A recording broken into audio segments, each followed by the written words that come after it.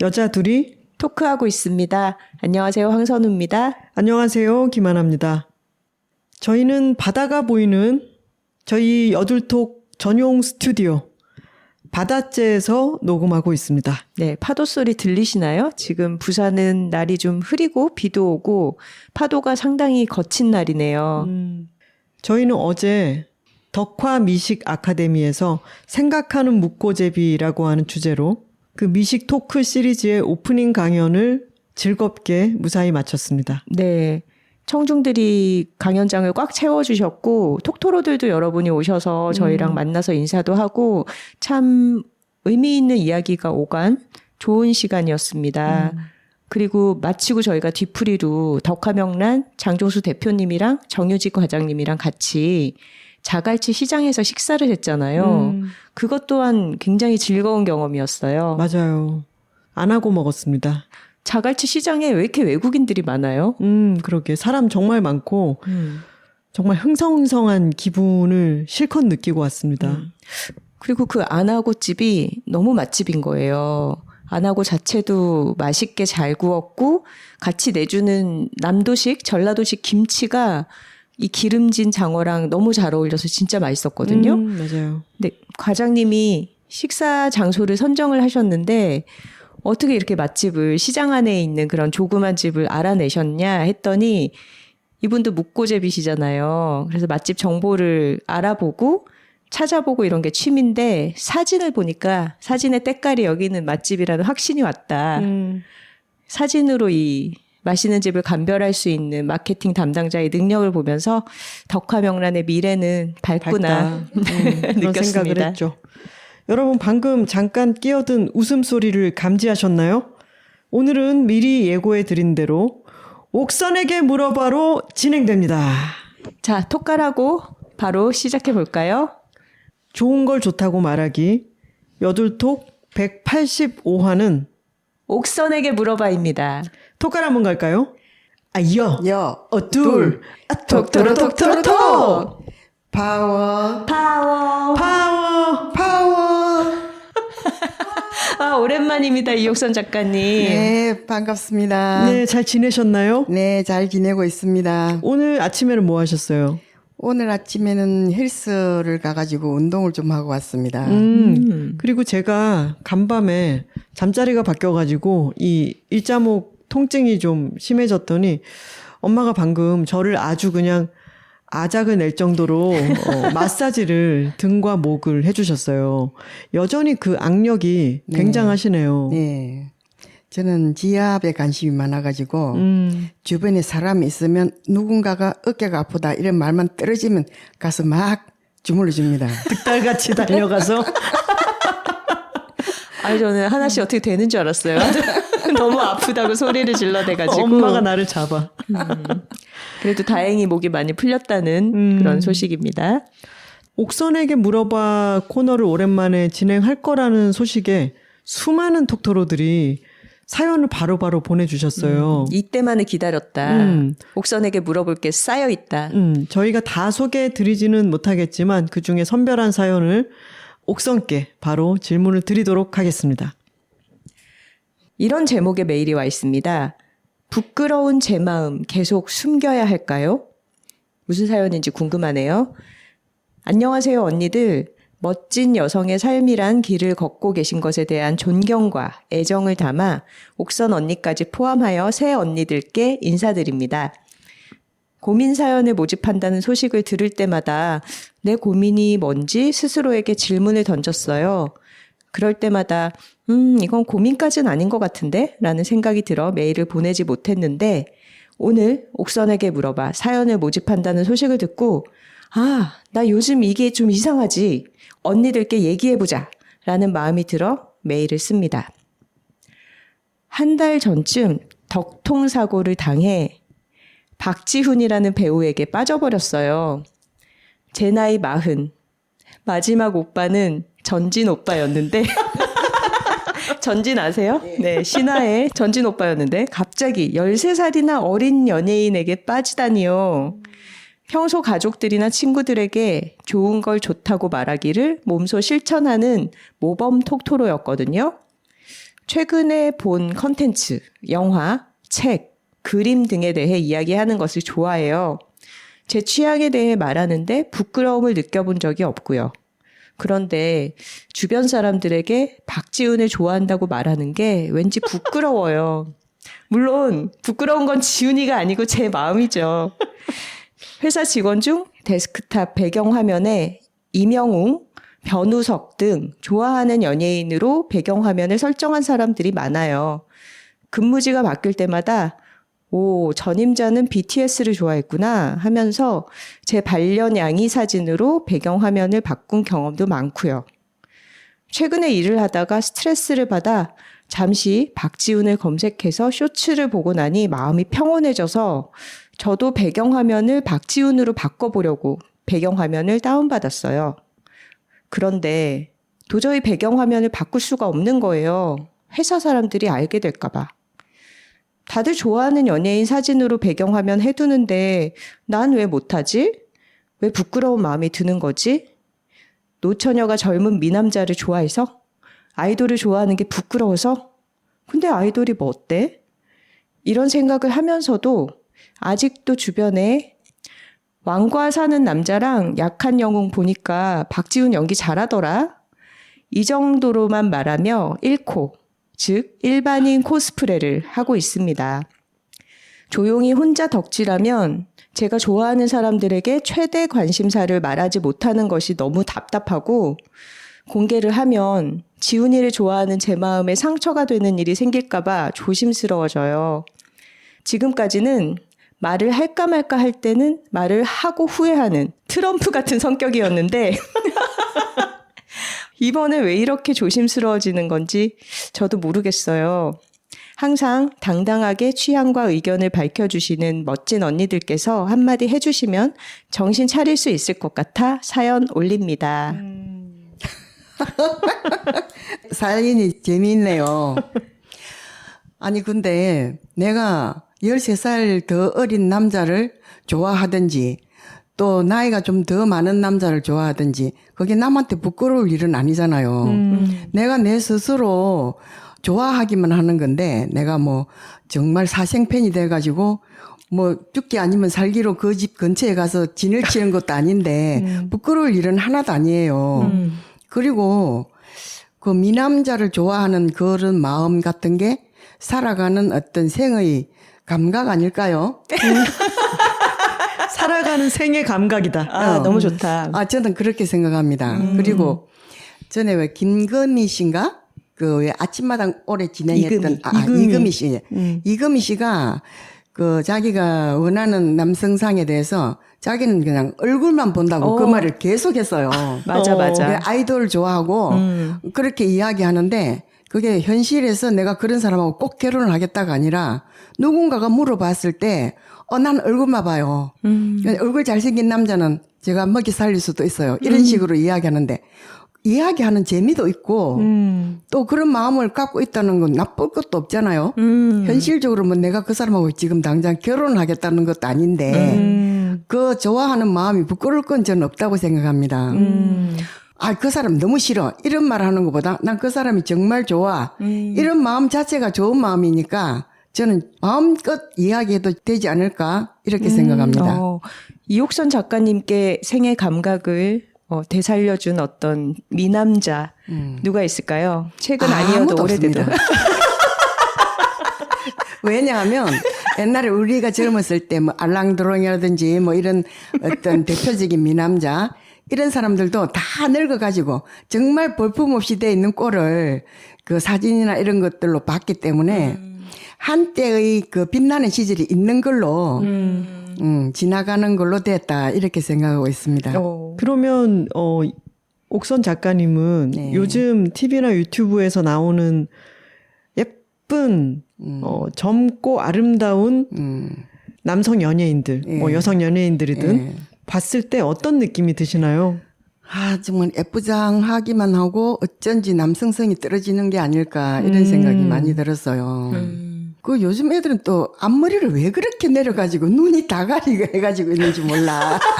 그 엄마들은 그런 거 싫어해. 이마가 딱 보이고 이 눈은 가리가지고 뭐 제대로 보이기나 하겠나 이러면서. 정신 사나운 느낌이 들더라고요. 정신 사나운 느낌이 든다. 좋습니다.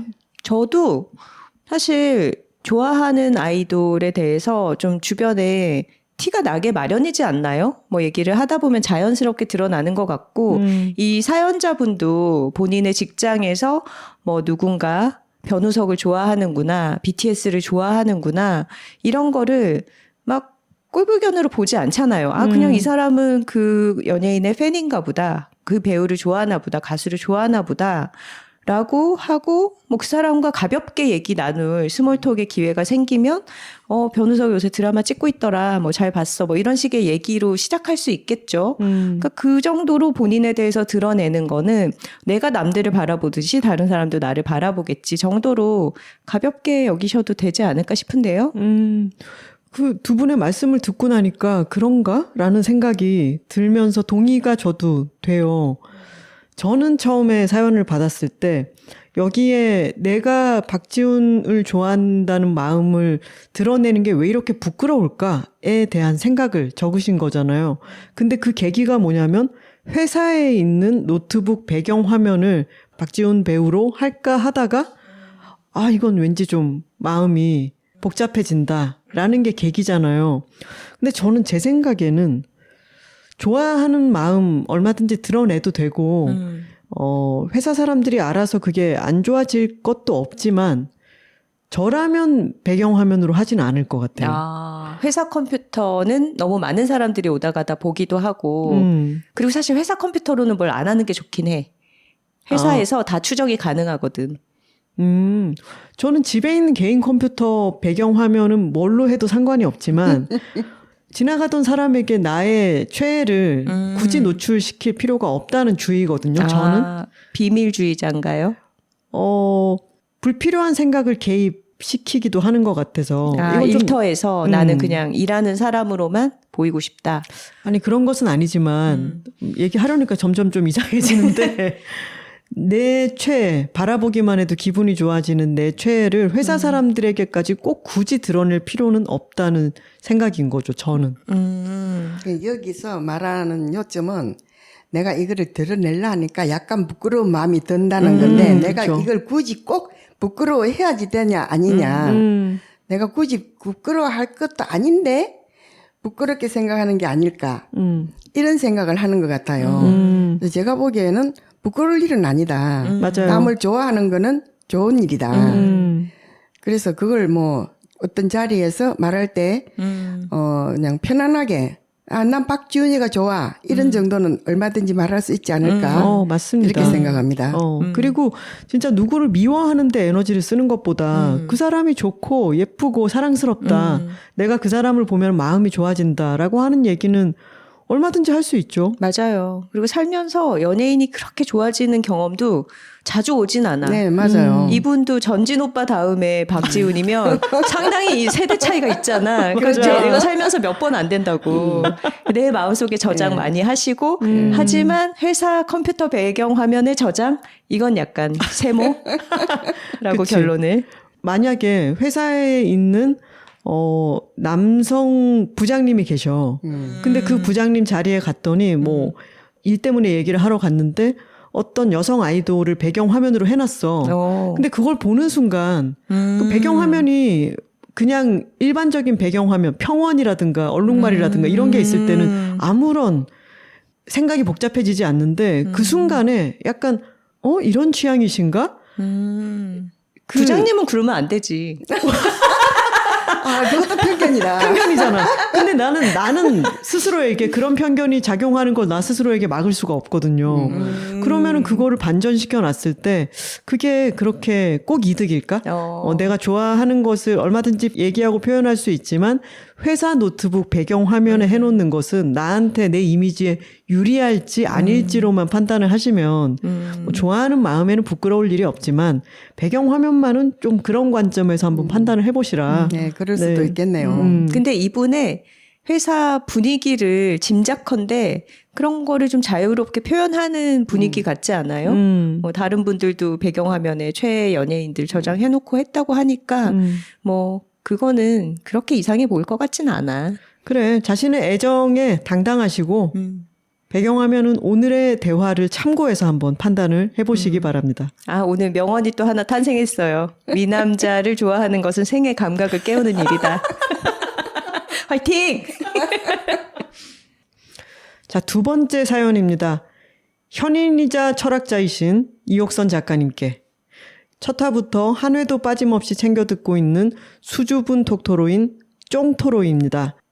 늘 댓글이나 메일 문턱에서 서성이기만 했는데 해운대의 현인이자 목욕탕의 철학자이신 이옥선 작가님께서 등판하신다는 소식에 참지 못하고 달려왔습니다. 제 닉네임 속 쫑은 남편의 이름에서 따왔습니다. 전 제 배우자와 같은 사람을 평생의 친구로 맞이한 것이 제 인생에서 가장 잘한 일이라고 생각하고 있고 이 사람과 건강한 관계를 지켜나가는 것이 제 삶의 중요한 가치 중 하나인 사람입니다. 그런데 이런 남편과도 도저히 좁혀지지 않는 평행선이 하나 있습니다. 바로 여성 인권에 대한 이야기인데요. 평소엔 어떤 화제로든 즐겁게 대화가 통하는 남편인데 유독 여성 인권이나 이를 지키려는 사람들에 대해서는 굉장히 부정적이고 공격적으로 변합니다. 이를테면 생리휴가를 생리 아닐 때 쓰고 떠벌려서 들키기와 같은 직장에서 제도를 악용하는 사례나 일부의 과격한 언행을 접하여 페미니즘은 남자들을 불편하게 만드는 것이라는 방어 기제가 생긴 것 같아요. 우리가 뭘 그렇게 잘못했다고 늘 남자들이 문제라고 하느냐. 요즘은 여자들이 더 많이 누리는 것도 있는데 여기서 뭘 더 원하느냐는 남편의 날선 반응을 마주할 때면 제가 알던 다정한 사람이 맞나 싶어 마음이 툭 내려앉곤 합니다. 결국 갈등을 피하려 이 주제를 입 밖으로 꺼내지 않게 됐지만 문득 서글픈 마음이 들어요. 제가 여성으로서 이 사회를 살아가며 느끼는 생각들을 가장 소중한 사람과 공유할 수 없다는 게 속상하고 막막합니다. 그래서 이옥선 작가님께 여쭙고 싶었습니다. 작가님께서 지나오신 시절은 지금보다 훨씬 보수적이고 가부장적이었을 텐데 그 안에서 어떻게 우라통을 다스리며 마음의 평화를 지키셨나요? 때론 벽처럼 느껴졌을 남자 사람들과 대화를 이어나가거나 혹은 나 자신을 지켜냈던 작가님만의 지혜가 궁금합니다. 사실 이 사연을 작년 톡토로 투게더 때 여쭙고 싶었는데 슈퍼 아이라 용기를 모으는 사이 투게더가 끝났었네요. 그로부터 1년이나 지났다니 묵은 김치 같은 고민입니다. 아침 봄비가 땅을 적시는 소리를 바탕으로 메일을 쓰니 마음이 고요해지는 기분이 드네요. 이것이 일일시호일 정신? 세 분 작가님 모두에게 싱그러운 봄날의 운치가 가득하길 바랍니다. 이상입니다. 네. 정말 이 문제는 여기에서 간단하게 말하고 지나갈 종류가 아닙니다. 여자와 남자가 살아있는 한 계속 끝없이 이어질 그런 문제이고요. 제가 오늘 아침에 유튜브를 본 거에 보면은 전 세계의 출산율이 점점 낮아지고 있대요. 그런데 그 문제도 있고 내가 여러 가지로 생각을 해봤는데 여자들이 이때까지 주고 지내줬기 때문에 출생률이 그나마 있었고 인류가 그나마 또 발전해 나왔고 불어나지 않았을까 이런 생각이 들어요. 사람과 사람끼리 살 때 누군가는 평등한 것이 아주 중요하다고 생각하지만 친구 관계도 그렇고 부모 관계도 그렇고 일종의 권력 관계가 생기는 것 같더라고요. 부부 관계도 마찬가지로 그 집안을 뒤다 보면 아내가 권력을 갖고 있는 경우도 있고 남편이 권력을 갖고 있는 경우도 있어요.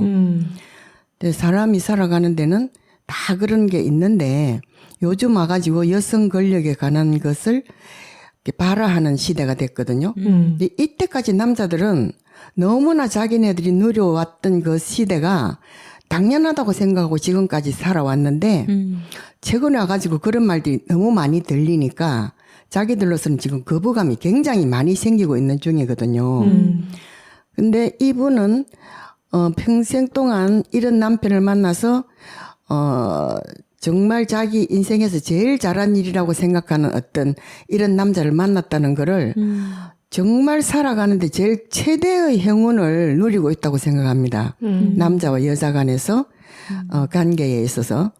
근데 이거는 나하고 남편의 관계가 아니라 사회적인 여성과 남성의 어떤 권력 문제, 평등의 문제 이런 거를 가지고 남편하고 그렇게 각을 세워가지고 꼭 신경이 곤두서서 그 부분에 대해서 말을 해야지 될 필요가 있을까. 저는 이런 생각이고요. 아예 그냥 그런 네. 여성 인권 관련된 화제를 남편이랑은 얘기를 하지 마라. 남편이 그러니까 여성을 무시하는 듯한 그런 발언을 꺼낸 게 아니라면 사회적인 남녀 관계의 어떤 문제를 가지고 남편하고 결을 세워서 굳이 토론을 할 필요가 있을까? 저는 그런 생각입니다.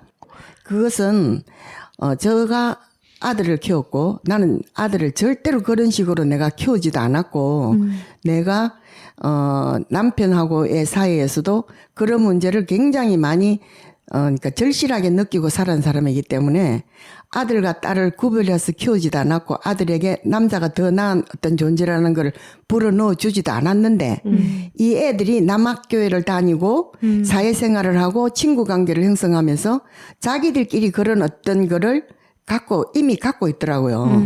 이 문제는 꼭 개개인의 문제가 아니라 사회가 사람에게 주는 어떤 정서적인 공감대이기 때문에 그 남자에게 왜 당신이 이런 부분에 대해서 쉽게 이야기할 수 있는 종류의 남자가 아니냐고 질책할 필요가 없다고 생각합니다.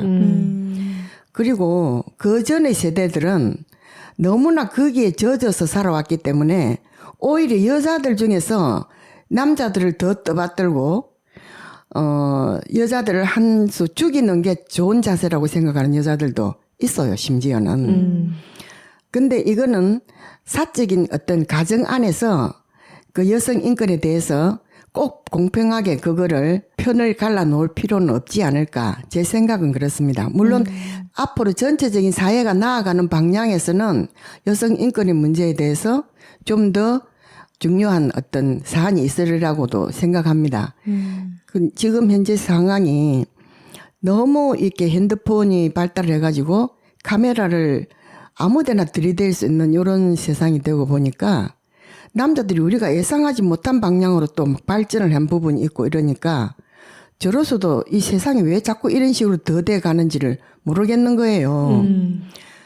그래서 딱 부질러서 지금 저도 뭐라고 이야기는 할 수 없지만 내 가정의 평화를 지키기 위해서 그 사회적인 어떤 맥락을 놓고 그게 너무 답답하다 이렇게 생각할 필요는 없지 않을까 생각합니다. 만약에 이 남편이 여성인 나를 존중하지 않아서 나와의 관계 속에서 무례를 저지르거나 잘못을 했다. 그러면은 충분히 싸울 만한 일이고 그것은 개인적이면서도 여성으로서의 문제가 되기도 하겠죠. 근데 나한테 지금 닥친 어떤 사건이 있지 않은데 사회적인 담론을 남편과 말로써 서로 간에 이야기를 주고받고 생각을 공표하고 그것에 대해서 동의를 얻고 하는 과정이 굳이 있지 않아도 된다. 네.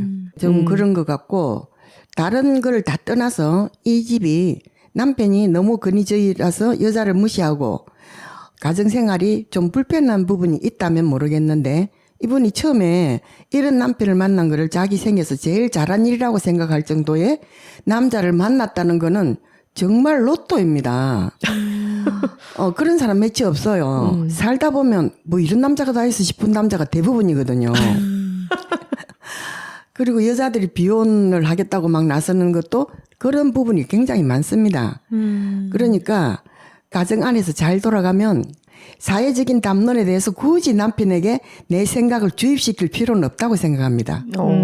근데 자연스럽게 그런 얘기가 나오게 될 때가 있을 것 같고 저는 다른 면에서는 그렇게 잘 통하고 너무 좋은 짝꿍을 만났다라고 생각을 하면서도 유독 이 여성 이슈에 대해서는 좁혀지지 않는 의견 차이를 마주할 때 또 느껴지는 어떤 패배감, 절망감 이런 것도 있을 것 같아요. 그리고 저 같은 성격의 사람은 이걸 좀 그렇게 피해가지 못하고 계속 좀 얘기를 해서 그냥 논쟁을 하게 될 것 같아. 그렇잖아. 나도 그런 부분에 대해서 김하나 아빠하고 논쟁을 수없이 많이 했습니다. 제가 산 증인입니다. 네. 그래서 우리 싸움의 거의 한 80%는 그게 촉발이 돼가지고 싸웠거든요. 그래서 방금 발음이 약간 그랬는데 촉발이라고 하신 거죠? 아, 예, 예. 네. 그러니까 부부 싸움의 어떤 기본이 내가 생각할 때 남자들이 정말 기본도 안 돼 있을 정도의 여성 인권에 대한 어떤 게 바닥이었기 때문에 매일매일 폭발하는 어떤 게 있었어요. 어떤 시에 그런 게 있어요. 별일 없느냐고 물었을 때 별일을 따지면 매일매일 폭발하는 일이 있었다고. 그런 외국의 어떤 다른 여자가 썼던 글에 있는데 그런 페미니즘적인 시선에서 본다면 정말 하루도 편하게 살 수 없는 이 사회 형태가 있을 수 있습니다. 근데 그게 쭉 형성되어 왔고 지금 현재 그렇게 되어 있는데 그전보다는 그래도 지금이 좀 나은 세대이기 때문에 내 가정 안에서 그걸 굳이 끄집어내서 내 평화를 깨뜨릴 필요는 없다고 생각합니다. 왜냐하면 남자들이 여자하고 대결을 해서 내 생각으로 넘어오는 남자는 거의 없어요. 그래서 사회가 그런 식으로 다 같이 나아가져야 남자들이 사고방식도 바꿀 수 있지. 내 마누라가, 내 여자친구가, 내 주변에 있던 어떤 사람이 그 사람의 머릿속을 개조를 할 수는 없는 상황이라고 생각합니다. 선우 씨는 어떻게 생각하나요? 만약에 이런 남편과 살고 있어. 다툼이 촉발될 것 같습니다. 나는 일단 이 사연을 봤을 때 너무 좀 치밀어 오르는 것 같고 이 남편 정말 좋은 남편 맞을까? 뭐 이런 생각이 들기도 하고 근데 이 글에 조금 이런 힌트 같은 게 있어 보이는 게 예를 들어서 이제 그런 주제가 여성 이슈가 화제에 올랐을 때 이 남편이 하는 반응이 우리가 뭘 그렇게 잘못했냐. 근데 이 우리라는 게 남성 집단 안에 자기를 강하게 동화시키면서 소속감을 느끼는 거잖아. 근데 난 자기 아내가 더 우리라는 공동체의 멤버 아닌가? 왜 아내와 그런 화제가 나왔을 때 다른 남자들과 입장을 동일시하면서 아내와 대립각을 세우는지 이게 진짜 이호선 작가님도 말씀하셨지만 남자들이 여성 문제에 대한 기준을 자기 주변에 실제 하는 여자들과 내가 어떻게 잘 어울려 살아나갈 것인가 그런 문제로 접근하는 게 아니라 어떤 나의 남성 동료의 기준과 나는 일치해. 이렇게 기준을 잡고 있는 게 아닌가 싶고 여기에 어떤 사례로 요즘에 여자들이 더 많이 누린다라고 사례로 일컬어지는 게 뭐 생리휴가를 생리 아닐 때 쓴다. 근데 그런 여자들 봤어요 주변에서. 오히려 생리일 때도 아플 때도 생리휴가 못 쓰는 경우를 나는 더 많이 봤고 물론 뭐 생리휴가를 제대로 쓸 수 있거나 생리 아닐 때라도 뭐 악용하는 사람은 있겠지만 그거는 회사 안에서 모든 복지 제도를 악용할 사람들은 하는 거지 여자들의 생리휴가가 문제가 아니라 그래서 저도 예전에 회사 다닐 때 어떤 남성 직원이랑 이런 식의 말다툼을 한 적이 있었는데 이제 똑같이 이렇게 말을 하는 거야. 요즘은 여자들이 더 많이 누린다. 그래서 그러면 과장님은 여자들이 더 많이 누리는 거 뭐가 있다고 생각하세요? 했더니 여성 전용 주차장 있잖아요. 이러는 거예요. 제가 너무 충격을 받아서 그게 왜 생겼는지는 아세요? 여자들이 주차장에서 납치당하고 폭행당해서 생긴 거예요. 그거 모르세요? 이렇게 얘기한 적이 있거든요. 그래서 저는 이런 남편이랑 살면 그런 얘기를 참을 수는 없을 것 같아. 물론 그러면 이제 맨날 싸우겠지. 지금 남자들이 이때까지 누리고 있던 거를 내놓기는 참 힘들어요. 누구나. 하기사 어느 시대든지 가독이가 아닌 시대는 없었어요. 뭐 항상 지금은 가독이고 뭐 지금이 제일 그러니까 힘든 시기고 뭐 이런 식으로 말을 하는데 살아오면서 가독이가 아닌 적이 한 번도 없었어요. 근데 지금 20대 남자들도 오히려 아주 보수화돼 가지고 자기네들끼리 어떤 연대를 더 많이 강고하게 만들려고 하는 어떤 부류들이 있대잖아요. 그러니까 이것은 살면서 자기가 깨닫거나 사회 전체가 그렇게 변해가는 대로 가야지 내 마누라, 내 남편 이 둘이서 합의를 본다고 해서 사회가 바로 반듯하게 바꿔지는 게 아니라는 이야기죠. 그리고 또 남편과의 관계에서 그냥 모든 게 100점으로 다 좋을 수는 없어요. 아, 이 남자한테는 내가 이 부분은 포기하는 게 더 낫겠다. 이렇게 생각하는 게 가정의 평화를 위해서 좋다는 거죠. 그리고 내가 볼 때 그 남자의 머릿속에 그런 어떤 개념이 박혀 있는 남자를 내 쪽으로 여자들의 어떤 페미니스트적인 그 방향이 옳다는 식으로 머리를 개조하기는 보통 어려운 일이 아니에요. 그 사람들이 자기들끼리 어떤 연대의식에서 조금씩 사회가 변화해 나가면서 바뀌어야지 어떤 개인이 머릿속을 바꿀 수는 없다고 생각해요. 지금 이옥선 작가님이 아주 현명하게 말씀하는 듯 느껴지지만 엄마는 그래놓고 아빠랑 평생 싸웠잖아요. 할 말 다 당연히 하고. 싸웠지. 당연히 싸웠는데 아빠가 촉발한 여러 가지들 때문에 엄청 싸우지 많이 않기는 싸웠잖아. 어려운 것 같아.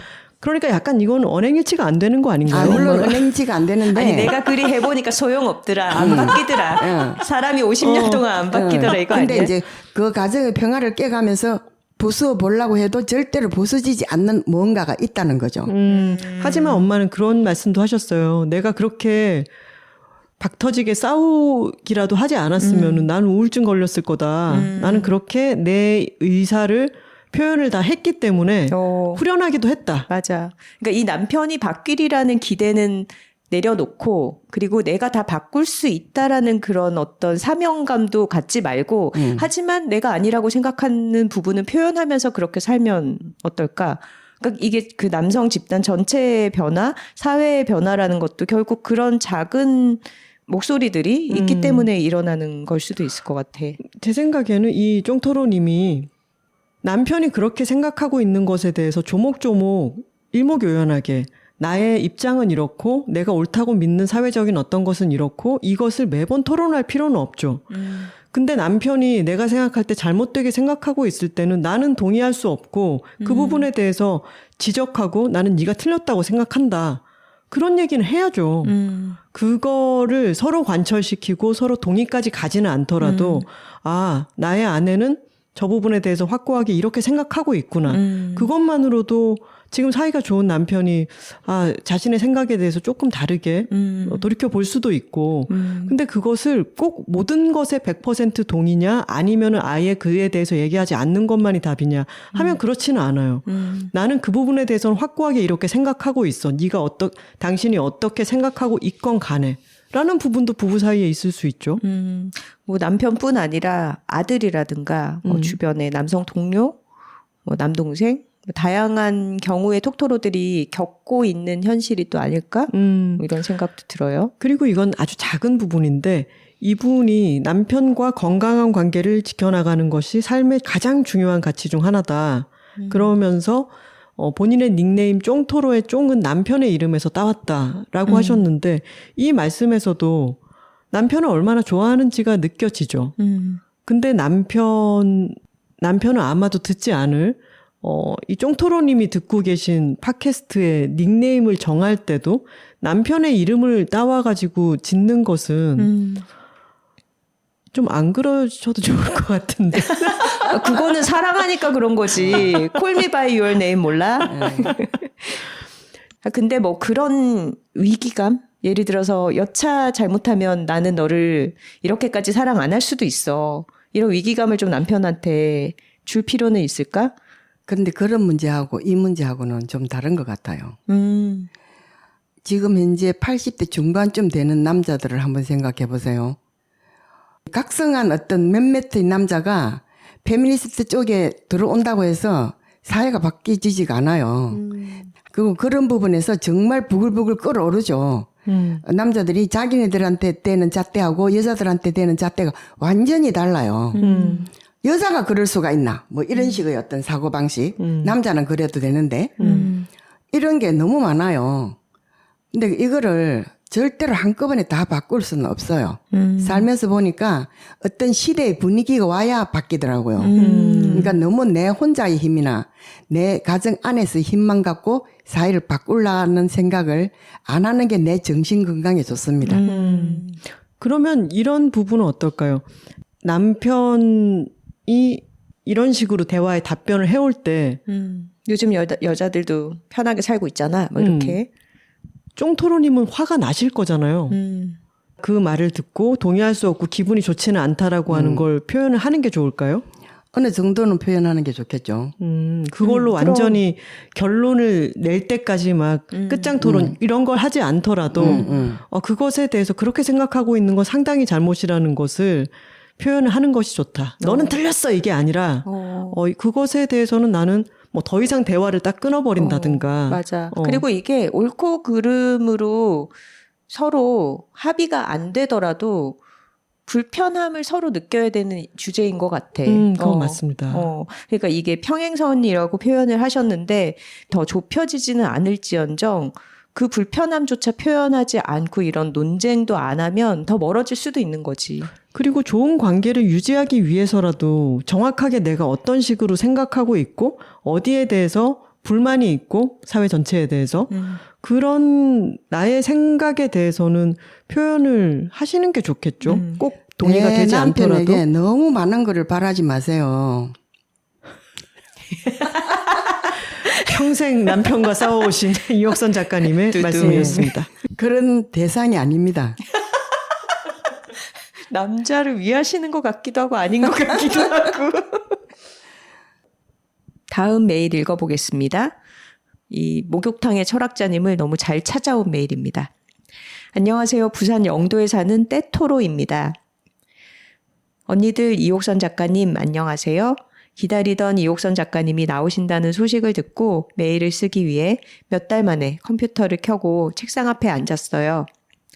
저는 제 닉네임을 떼토로라고 지었습니다. 왜 떼토로냐고요? 네, 몸에서 나오는 그 떼가 맞아요. 저는 초보 새신사거든요. 저는 조금 느린 아이를 키우고 있어요. 희귀 증후군을 가지고 태어난 아이는 3돌이 지나서 겨우 걷기 시작했고 4살이 지난 지금도 아직 말을 제대로 못해요.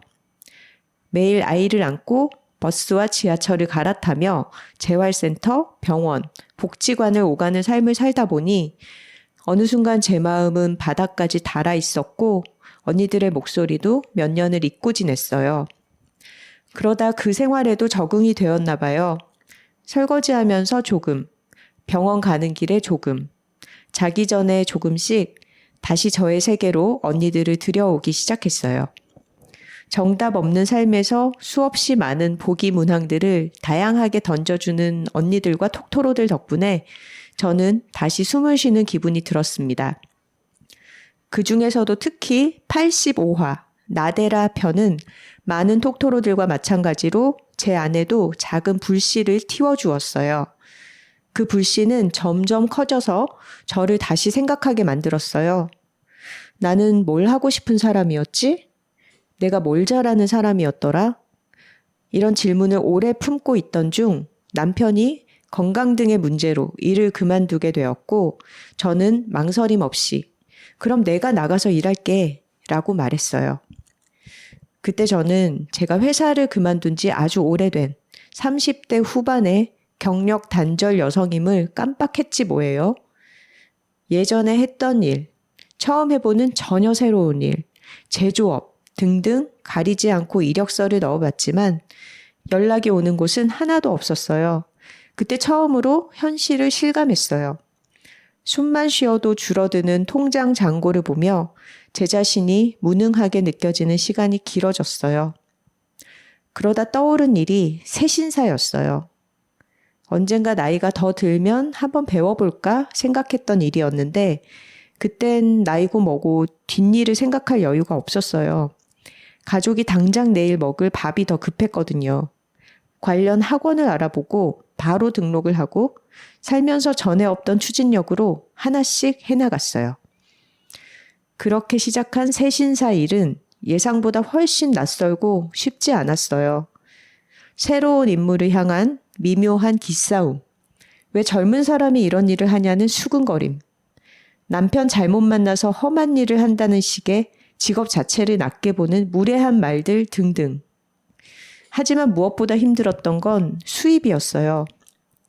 목욕탕은 성수기와 비수기가 너무 극명했어요. 작은 목욕탕은 여름이 되면 손님이 뚝 끊기고 청소비를 내고 나면 남는 돈이 거의 없는 날도 있었어요. 그럼에도 불구하고 저는 1년 동안 몇 개의 목욕탕을 옮겨 다니며 배웠고 지금은 아이러니하게도 엄마가 20년 넘게 달목욕 회원으로 있는 목욕탕에 자리 잡게 되었어요. 집에서 걸어 다닐 수 있고 일요일에 쉬어서 아이와 시간을 보낼 수 있는 곳이에요. 어릴 때부터 보던 이모들 앞에서 속옷만 입고 손님을 씻겨드리고 있으면 가끔은 이게 맞나 싶은 생각도 들지만 손님들이 오늘 밤은 잠이 잘 오겠다. 씻겨줘서 너무 고맙다. 라고 말해주시면 내가 대단한 일을 해낸 것 같아 그렇게 뿌듯할 수가 없었어요. 이 일이 천직인가 생각이 들면서도 혼란스럽기도 해요.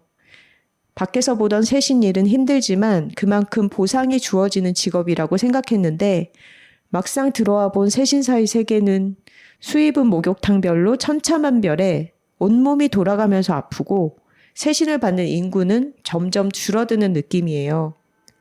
저는 이 일을 계속한다고 가정하고 마사지나 테크닉을 더 배우며 좋은 세신사로 성장하는 것이 맞는 걸까요? 아니면 목욕탕이 쇠락하고 세신 인구가 줄어드는 흐름을 받아들이고 마사지나 에스테틱 쪽으로 서서히 방향을 바꾸는 게 맞는 걸까요? 또 한편으로는 지금처럼 일요일에 쉬며 아이와 시간을 보내며 아이의 발달을 위해 힘을 보태는 게 맞는지 아니면 남편의 육아를 온전히 믿고 더 크고 좋은 목욕탕을 찾아 이동하는 것이 맞는지도 고민이 되네요. 목욕의 세계를 잘 아시는 이옥선 작가님, 그리고 하나선우 언니들의 시선이 궁금합니다. 이 이야기를, 이 목욕탕의 세계를 잘 알고 계시는, 오늘 녹음을 마치고도 이제 곧 목욕탕을 가실 이옥선 작가님께 물어보셨다는 게 참 적절하게 잘 느껴집니다. 찾아왔죠, 사연이. 아니 정말 아주 용감하신 분이라고 생각합니다. 글을 쓴 내용을 봐도 아주 논리적이고 글도 참 잘 썼어요. 근데 이분은 참 용감해요. 우선 자기가 당장 수입이 있어야지 되겠으니까 또 남편이 건강 문제 때문에 직장을 그만뒀을 때 호기롭게 내가 먹여 살리겠다고 나선 것도 너무나 용감한 정말 용맹한 여자 같지 않아요. 맞아요. 추진력 있게 또 가서 배우시고 또 기술을. 남편이 직장을 그만두거나 그러면 뭐 울고 들어앉아가지고 이제 나는 다 살았구나 뭐 이러고 있는 사람보다는 훨씬 진취적이지. 씩씩하고 나 이 자세가 너무 좋다고 생각해요. 네, 맞습니다. 어머니가 20년 동안 단골로 다니던 그 목욕탕에서 세신사를 한다는 거는 피차간에 입장이 참 좀 곤란했을 것 같아요. 목욕탕은 매일 오는 그 사람이 또 오거든요. 그래서 아는 사람이 알고. 그래서 저 사람, 쟤가 누구 딸이다. 뭐 이런 이야기도 수군거릴 수 있는 분위기가 있어요. 몇 년 동안 아는 사람이 계속 드나들기 때문에 그래도 용기를 가지고 거기에서 세신사 역할을 한다는 게 이분은 정말 보통으로 용감한 분이 아니에요. 그래서 이런 어떤 용감한 마음을 가지면 뭐라도 할 수 있을 것 같아요. 근데 제가 이 세신사를 하시는 분들도 많이 알고 있고 그분들이 수입 상황도 좀 알고 있기는 한데 겨울에는 정말 사람들이 많아요. 목욕탕이. 자기 집에서 씻을 그게 환경이 별로 안 좋으니까 춥고 그러니까 목욕탕에 공중 목욕탕이 많이 오거든요. 나이 많으신 분들이 주로 세신을 많이 하기도 하는데 여름에는 정말 목욕탕 손님 자체가 뚝 떨어져요. 그러면 그 세신하는 분들도 많이 떨어지거든요. 근데 우선 보기는 겨울 같은 때 손님이 많을 때 수입이 많은 것 같아 보여요. 왜냐하면 항상 비는 자리 없이 막 계속 예약을 해가지고 하고 그런기도 하거든요. 요새 세신하는 비용이 얼마예요? 저는 그것도 모르겠어요. 지금 한 40분 거기에 보통 정도의 세신을 하면 35,000원 기본이 그 이제 마사지를 좀 추가하거나 이러면 45,000원도 하고 그러거든요. 아로마를 추가하면 5만 5천 원도 넘어요. 그러니까 엄마는 항상 근데 목욕탕을 다니시면서도 세신은 잘 안 한다. 네. 해본 적이 손에 꼽잖아요. 근데 다 알고 계시네요. 네, 거기 다 써붙여 놨으니까. 아, 그리고 이분들이 하루에 몇 분을 상대를 하는가 이런 거를 보면은 어찌 보면 손님이 많을 때는 고소득일 수가 있어요. 하루에 이 손님들을 많이 받고 했을 때 그것만 보면 아주 수입이 많을 것처럼 생각이 들어요. 근데 어떤 날은 그냥 놀고 있는 날도 많거든요. 그리고 또 공중목욕탕에 손님이 많이 떨어지면 자연히 세신하는 사람도 줄어들고 그러니까 여름이나 이런 비수기 때는 수입이 뚝 떨어진단 말이죠. 그리고 이 메일에서 처음 안 게 청소 비용을 세신사분들이 부담을 하나 봐요. 네, 그게 왜냐하면 목욕탕을 열고 있는 주인 입장에서는 돈벌이를 할 수 있는 장소를 제공하는 거잖아요. 근데 그 대신에 옛날에는 이 세신하시는 분들이 목욕탕 마지막 청소를 다 했어요. 근데 이 세신하시는 분들이 하루 종일 목욕탕에 있다가 보니까 자기들이 그 청소를 못 해요. 그러니까 청소하는 사람을 따로 고용을 해가지고 이 세신하시는 분들이 청소비를 내야 돼요. 그러니까 만약에 그 주인 입장에서 생각해 보면 돈을 벌 수 있는 장소를 제공하는데 이 사람들은 아무 비용을 내지 않는다는 거는 이야기가 안 되잖아요. 이 자본주의 사회에서. 그러니까 그런 제도가 있어요. 어느 목욕탕이든지 간에. 그런데 이제 돈을 많이 벌 수 있을 때는 그나마 괜찮은데 돈을 벌 수 없을 때는 오히려 돈이 진짜 많이 모자라는 수도 있거든요. 그런 거를 생각해 보면 1년 평균을 잡아서 한 달에 수입이 얼마인가를 따져보고 내가 좀 많이 들어올 때 저축을 많이 해놓고 이런 생활을 해야 되는데 내가 이 세신하시는 분들을 쭉 보니까 세신하시는 몇십 년을 하시는 분은 계속 몇십 년을 하고 있어요. 그러니까 그만큼 거기에서 벗어나지 못한다는 뜻이죠. 그래서 제가 볼 때는 지금 이분은 아직 젊고 우선 돈벌이를 할 수 있는 데가 필요하기 때문에 세신을 하시고 계시지만 좀 아껴 모으거나 해가지고 아까 이야기하셨던 것처럼 마사지라든지 에스테틱으로 돌아가는 게 더 좋지 않을까라고 자기도 생각하고 있는 것 같아요. 근데 그게 더 중요한 이유는 세신은 암만 계속해도 세신사로 끝나요. 근데 예를 들어서 내가 다른 마사지를 개발해가지고 얼굴을 하거나 에스테틱 쪽으로 만약에 방향을 바꾸거나 그러면 내가 만약에 경제적인 여력이 있다면 내 가게를 열 수가 있어요. 내 샵을 열 수가 있다는 거죠. 아, 세신사는 자신의 샵을 열 수는 없으니까. 그치. 어느 목욕탕에 가서 일을 해야 되는 거지. 그리고 뭐 자기가 정말 목욕탕을 운영할 정도라면 세신사를 하고 있을 이유가 없잖아요. 그러니까 내가 암만 소문이 났어. 너무 때도 잘 밀고 마사지도 잘한다 해가지고 나한테 줄을 쓴다 하더라도 비수기 때는 역시 비수기일 테고 그리고 내가 평생 너무나 현란한 스킬로 때를 잘 민다 하더라도 계속 세신사밖에는 할 수 없는 거죠. 다른 선택의 여지가 별로 없다. 네. 그리고 전에 내가 세신하시는 분한테 어떤 이야기를 들었느냐 하면은 무슨 아파트라든지 지하철이라든지 이런 어떤 공공장소에서 청소 일을 하시는 분들도 그 돈도 몇 푼 안 되는데 세신하는 게 더 낫지 않니? 자기들끼리 그런 이야기를 했대요. 근데 자기가 이제 60이 넘고 세신을 그만두려고 생각해 보니까 내일 당장부터 수입이 하나도 없다는 거죠. 근데 그 공공기관에 소속돼 있던 사람들은 퇴직금도 있고 그 보험 4대 보험도 들어져 있고 우선 들어오는 수입은 작은 것 같아도 그 노후가 약간의 보장이 있더라는 거죠. 그래서 세신은 내가 할 수 있을 때 지금 받는 딱 돈 그거밖에 없기 때문에 그 들어온 돈을 아주 아껴 모아가지고 내가 그 뒤를 위해서 굉장히 많이 전략을 해야 돼요. 그래서 암만 지금 오늘 수입이 상당히 많았다 하더라도 미래를 위해서 이거를 많이 그러니까 저축을 해놔야 되는 그런 입장이 되고 또 내가 암만 거기에서 수입이 많다 하더라도 내가 만약에 몸을 다치거나 아파서 그 일을 그만두게 되면 아무 수입이 없어요. 그런 보장성이나 안정성도 자기가 알아서 해야 되는 네네. 그렇죠. 그리고 네. 이분이 떼토로님이 적어주신 것처럼 정말로 목욕탕에 가는 사람들 세신에 자기를 맡기는 인구도 줄어들고 있는 것도 네, 맞잖아요. 네, 네. 그리고 또 내가 살펴본 바에 의하면 그분들이 지금은 젊어서 이분은 잘 못 느끼실지는 모르는데 거기도 아까 온데 막 돌아가면서 아프다고 했잖아요.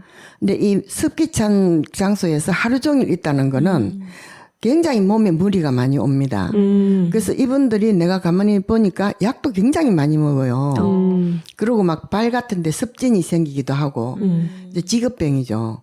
그런 것도 많이 생기고 해서 지금 여기서 우선 단기로 돈을 좀 모으든지 해가지고 다른 어떤 방향으로 나갈 수 있도록 노력을 해봐야지 내가 아주 현란한 기술을 가진 세신사가 돼가지고 나한테 많은 사람이 몰려올 수 있는 사람이 되겠다는 거는 좀 아닌 것 같아요. 그러니까 말하자면 네. 내가 업계에서 굉장히 탑급의 그런 기술을 갖추는 사람이 전문가가 되더라도 이 업계 자체의 미래가 밝지 않고 그리고 직업 안정성이 떨어지는 일이기 때문에 다른 일을 찾아보시는 게 좋겠다.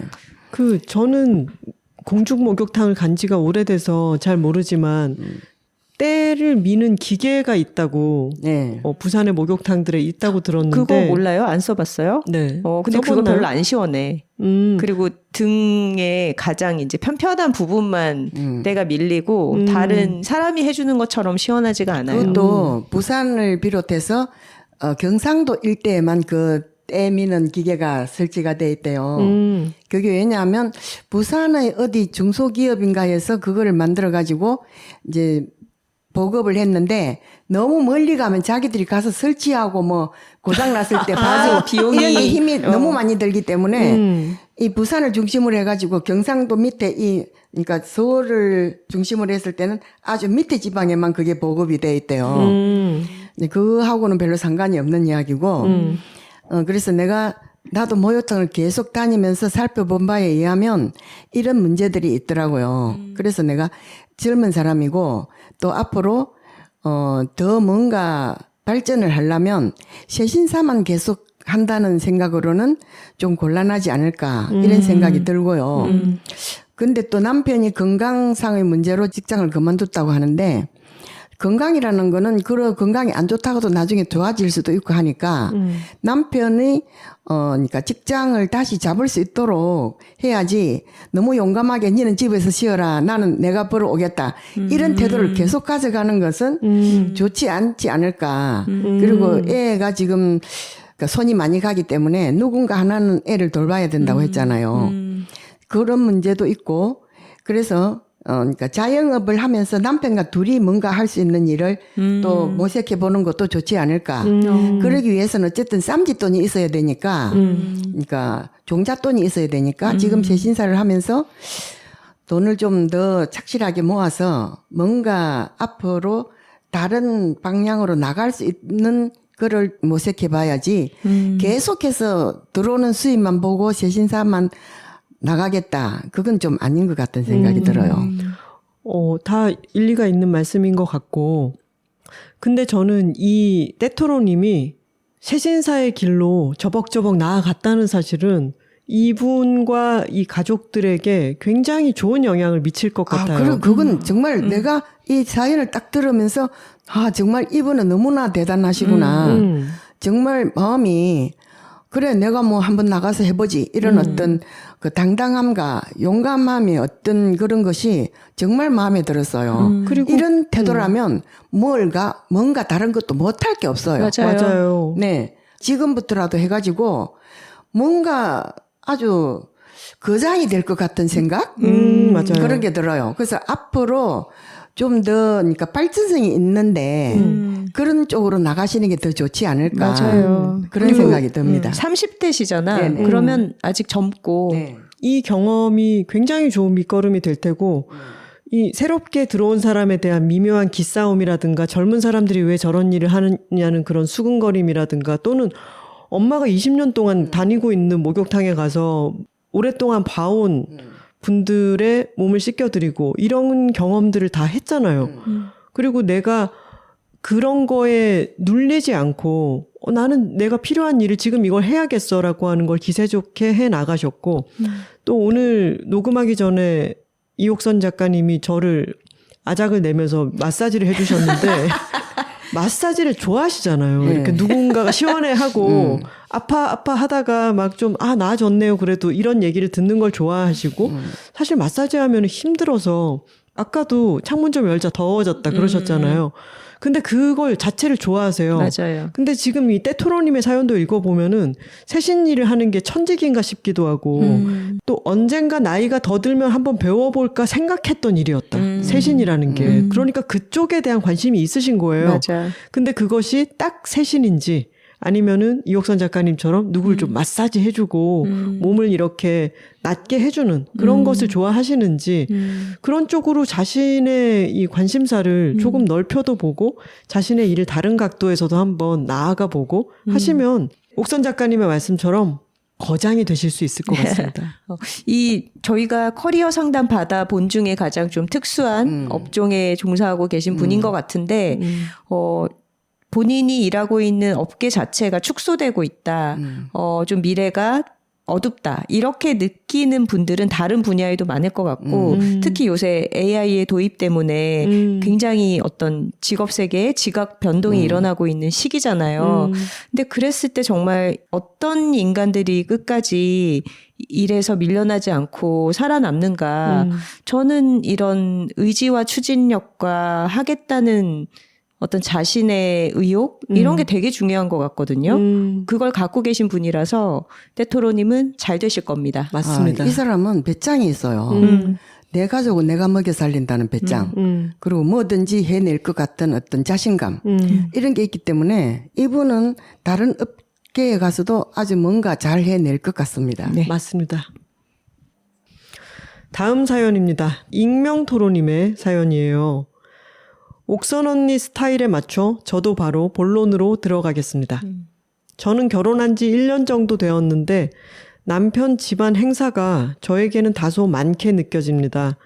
남편의 외조 부모님은 두 분 다 80대로 생신과 명절 때 온 가족이 모이는 분위기이고 이번 어버이날에도 같이 식사를 한대요. 두 분 다 기력이 많이 약해지셔서 짧게 뵐 예정이라고는 하지만 왜 조부모님까지 챙기는 문화가 솔직히 조금 부담스럽습니다. 막상 뵈면 반갑고 좋긴 한데 행사 횟수가 많은 건 또 별개의 문제니까요. 저는 양가 조부모님들이 모두 일찍 돌아가셨고 성인이 되면서 친척들과의 교류도 자연스럽게 끊겼습니다. 사이가 나쁜 건 아니고 부모님 세대끼리만 왕래가 있습니다. 사실 친척 문제를 떠나서 저희 부모님과 시부모님의 생활 방식 자체가 많이 다릅니다. 저희 부모님은 결혼했으니 둘이 알아서 잘 살아라. 우리도 우리 삶을 산다 하는 스타일이세요. 엄마가 암 환자이신데도 그렇습니다.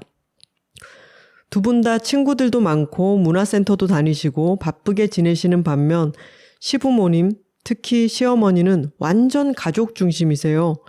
결혼 초에 어머님께서 남편의 조부모님 기일과 외조부모님의 생신, 당신들 생일까지 다 적은 리스트를 주시기도 했고요.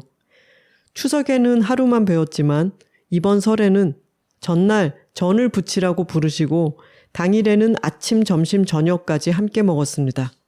저희 엄마는 요즘 세상에 밥 한 끼 먹고 말지 이틀 내내 부르는 집이 어디 있냐고 당황하셨어요. 그리고 다음 달 저희 아버지 생신과 남편 친할머니 기일이 겹칩니다. 남편 쪽에서는 산소에 간다고 하는데 다른 손주들은 아무도 안 온다고 하더라고요. 남편은 할머니 생전에 특별히 예쁨 받은 기억은 없으면서도 손주로서의 도리는 해야 한다며 산소를 들렀다가 저희 집에 가자고 했어요. 솔직히 이 부분부터 짜증납니다. 저는 작년에 결혼 인사로 산소에 이미 다녀왔기 때문에 굳이 또 가야 하나 싶어요. 이번에 가게 되면 매년 가야 할 것 같은 부담도 있습니다. 시부모님께서 서운해하실 수는 있겠지만 이사 준비로 짐 정리도 해야 하고 저희 아직 옷장이랑 여름 이불 등 사야 할 게 산더미예요. 게다가 저희 집은 자주 가지 못하니 저는 이왕 가는 김에 좀 오래 머물고 싶습니다. 남편 집은 한두 달에 한 번은 가는 편이거든요. 그래서 이번에는 처음으로 시댁 행사에 가지 않겠다고 남편에게 이야기했더니 남편은 혼자 다녀오겠다고 하더라고요. 그런데 남편 왈, 어머니께서 제 일정에 맞춰 따로 또 산소에 가자고 하실 가능성이 높다고 합니다. 헐. 제가 보기에도 그렇고요. 남편은 두 집안의 문화 차이를 인정하면서도 자기가 매번 커버 쳐줄 수 없다며 제가 못 가는 이유를 시부모님께 함께 말씀드리자고 하는데요. 괄호 열고 갸우뚱. 저는 집안 행사에 싹 다 참석했고 남편이 커버 쳐준 건 어머니가 김장하러 오라고 하셨을 때뿐이에요. 결혼 후 두 분을 처음으로 실망시켜 드리는 것 같아 죄송한 마음도 큽니다. 하지만 저도 제 삶이 버거운 상황이에요. 덧붙이면 남편이 2달째 집안일을 거의 하지 않고 있어요. AI 자동화 영향으로 회사에서 팀과 상사가 사라졌고 월화수목 야근을 합니다. 주말이면 피곤해서 누워 유튜브만 보는데 안쓰러우면서도 억울한 마음이 드는 것도 사실입니다. 저는 가만히 있어도 집안일에, 집안 행사에 다 버겁게 느껴지는데 남편은 커리어에만 집중하는 삶을 살고 있는 것 같아요. 저렇게 아무 생각 없는 남편의 삶이 부럽다는 생각까지 들 지경이고요. 한편으로는 지금 갈등을 잘 넘겨야 결혼 생활을 잘 할 수 있을 것 같으면서도 결혼에 별로 장점이 없다는 생각이 들 때도 있습니다. 제가 너무 남편 탓을 많이 하고 있는 걸까요? 잘못 생각하고 있는 부분이 있다면 따끔하게 조언 부탁드립니다. 옥선 선생님. 그러면서 덧붙여 주셨어요. 혹시 조언하시는데 도움이 될 것 같아 덧붙입니다. 남편 집은 저희 집에서 지하철로 한 정거장 거리이고 저희 집은 1시간 반 정도가 소요되는 강원도입니다. 그러니까 시가와 친가의 얘기인 거죠, 지금. 그렇죠. 남편은 2살 연하이고 저와 연봉이 같습니다. 야근이 많아지기 전에는 남편이 집안일을 더 많이 했습니다. 시어머니는 본인의 시어머니를 오랫동안 돌보셨고 지금도 부모님을 주 1, 2회씩 챙겨드리고 있습니다. 두 분 다 편찮으십니다. 네, 사연 잘 들었습니다. 이건 이 집안의 문제만이 아니라 아까 여성과 남성의 어떤 페미니스트에 관한 이야기를 했던 거하고 약간 맥락이 닿아 있는데 요즘은 그래도 이제 시집의 압박이 좀 덜한 시대가 됐잖아요. 그 전에 비해서.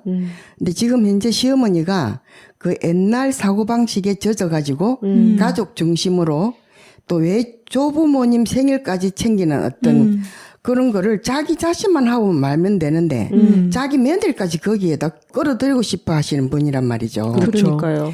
그래서 제가 하고 싶은 말은 시어머니를 실망시키는 거를 너무 두려워하지 말고 이 부분은 내가 그냥 아예 실망을 드리는 게 낫겠다. 결론이 났으면은 딱 부러지게 저는 그날 참석 못합니다. 이렇게 죄책감을 가지지 말고 말을 하세요. 마음이 부글부글 끓으면서 계속 끌려다니면 나중에 남편과의 관계도 나빠지고 내 상태가 점점 나빠집니다.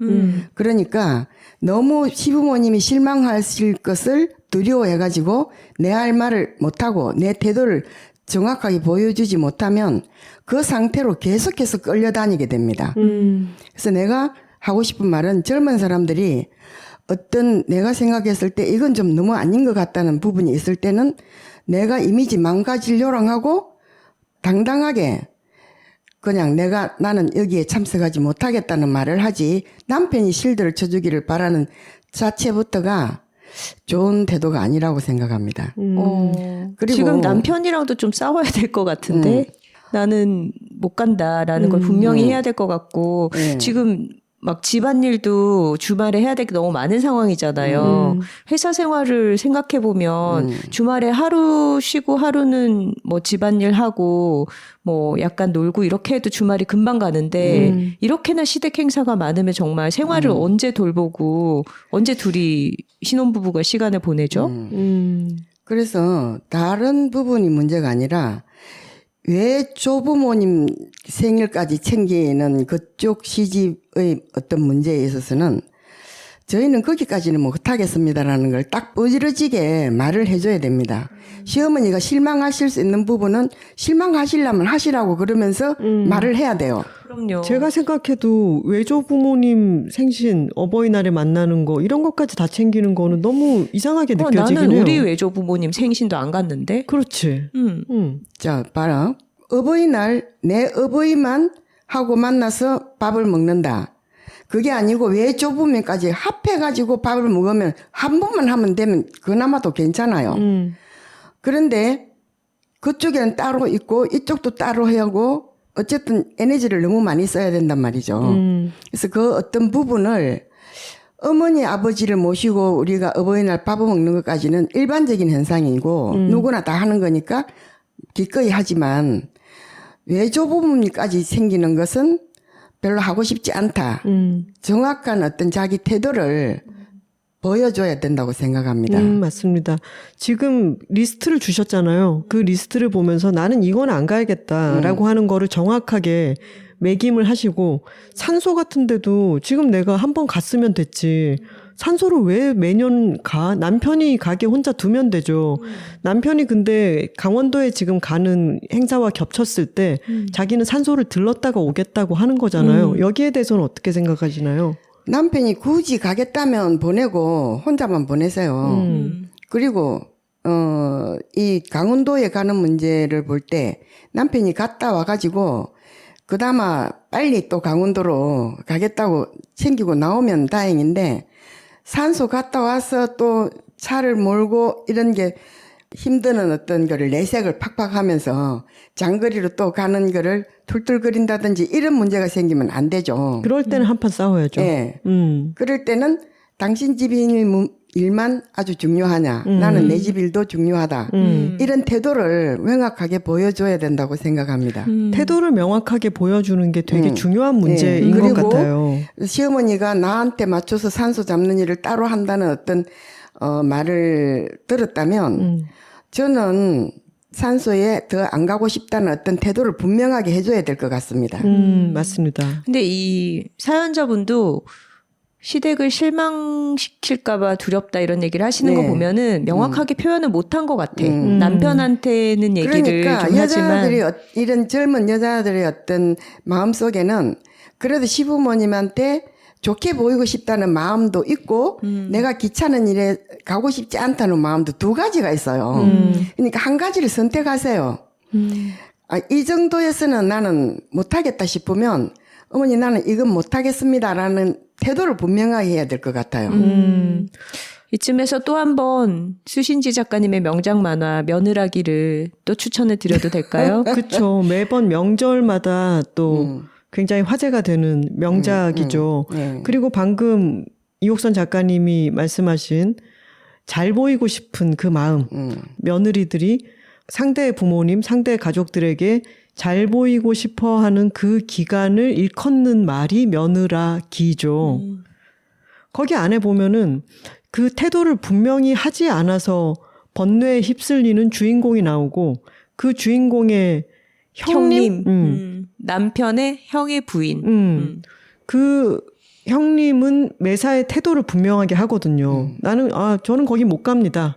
담백하고도 불필요한 감정을 섞지 않고 저는 참석하지 않겠습니다. 저는 그때 무슨 일이 있어서 못 갑니다. 계속 분명하게 표현을 하는 거죠. 그리고 그렇게 표현을 하다 보면 그래 걔는 원래 회사 일 바빠서 안 오는 애가 되는 거죠. 근데 이 결혼 초기에 그런 애가 되는 게 편하지 않아요? 계속 삶이 버겁게 느껴질 정도고 결혼을 해서 뭐가 좋은지 모르겠다 이런 마음이 드는 거는 결혼 생활에 앞으로 편하기 위해서 지금 잘해야 되나라고 생각을 하고 계시다는데 오히려 장기적인 결혼 생활을 볼 때 너무 초반에 무리하다가 스스로 지쳐나가 떨어지게 되는 꼴이에요 지금. 그렇죠. 매년 산소를 가게 될 것 같다. 이대로라면이라고 말씀을 하셨는데 그렇게 되지 않으려면 지금 선택을 해야 되죠. 그래서 남편에게 자꾸 종용을 해가지고 나는 거기 못 간다 뭐 이렇게 할 게 아니라 내 태도를 분명하게 해야지 된다고 생각합니다. 그렇다고 해서 시집과 관련된 모든 일을 딱 잘라서 나는 못하겠다가 아니고 내가 봤을 때 이 정도는 내가 도리로서 해야 되겠다.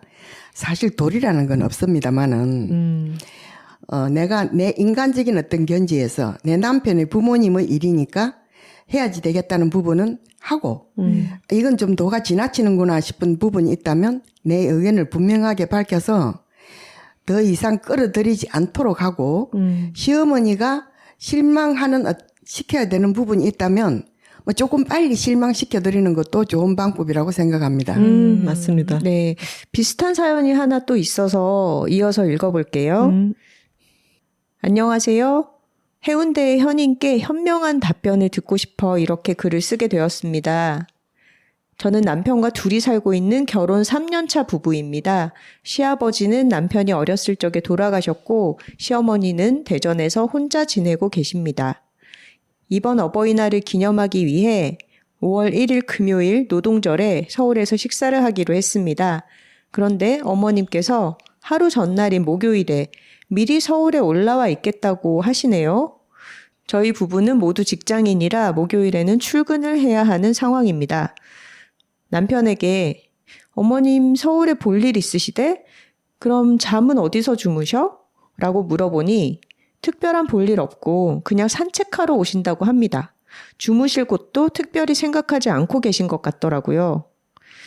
그 상황에서 그럼 그냥 목요일에 같이 저녁 먹고 우리 집에 와서 주무시라고 해 라고 말을 하지 않을 수가 없었습니다. 지금 와서 생각해보면 100% 진심에서 우러나온 말도 아니면서 그냥 말을 하지 말걸 하는 생각이 들기도 합니다. 그런데 평소 남편은 저희 부모님께 참 살가운 좋은 사위이기에 저도 최소한의 노력은 해야 한다고 생각해서 그런 말이 튀어나왔던 것 같아요. 이미 결정된 것을 바꿀 수 없기에 마음 곱게 먹고 딱 하루만 잘 넘겨보자 하고 생각하고 있는데 며칠 전부터 하루 종일 도대체 어머님은 왜 아들 집에 와서 자고 싶어 하시는 걸까 하는 생각이 떠나질 않습니다. 아이도 없이 부부 둘이 사는 집에 오고 싶어 하는 시어머니의 마음이 도무지 이해되지 않는데 제가 좀 너무 못된 걸까요? 네, 좀 못되기는 한 것 같네요. 앞에의 어떤 시대가의 문제하고 이건 조금 다른 건데 그렇죠. 이 며느리가 시어머니에 대한 감정이 좀 꺼리는 감정이 벌써 보여요. 꺼리는 감정? 네네. 그러니까 속을 끓인다가 아니라 좀 꺼려한다. 시어머니하고의 어떤 이렇게 얽혀 있는 시간 이런 거를 좀 싫어하는 거예요. 근데 이분은 벌써 결혼한 지가 3년이나 됐어요. 아까 분은 1년밖에 안 됐기 때문에 맞아. 조정하는 어떤 그 시기에 있지만 이분은 한 3년쯤 됐기 때문에 시어머니의 어떤 그 관계가 형성이 돼 있을 것 같아요.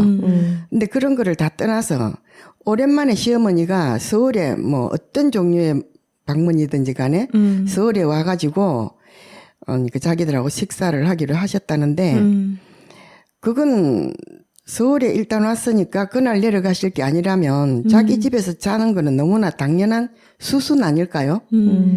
시어머니가 올라오실 때는 그래 뭐 아들 집도 있고 한데 하룻밤 자고 올 수도 있지 뭐 이런 생각을 하셨을 것 같아요.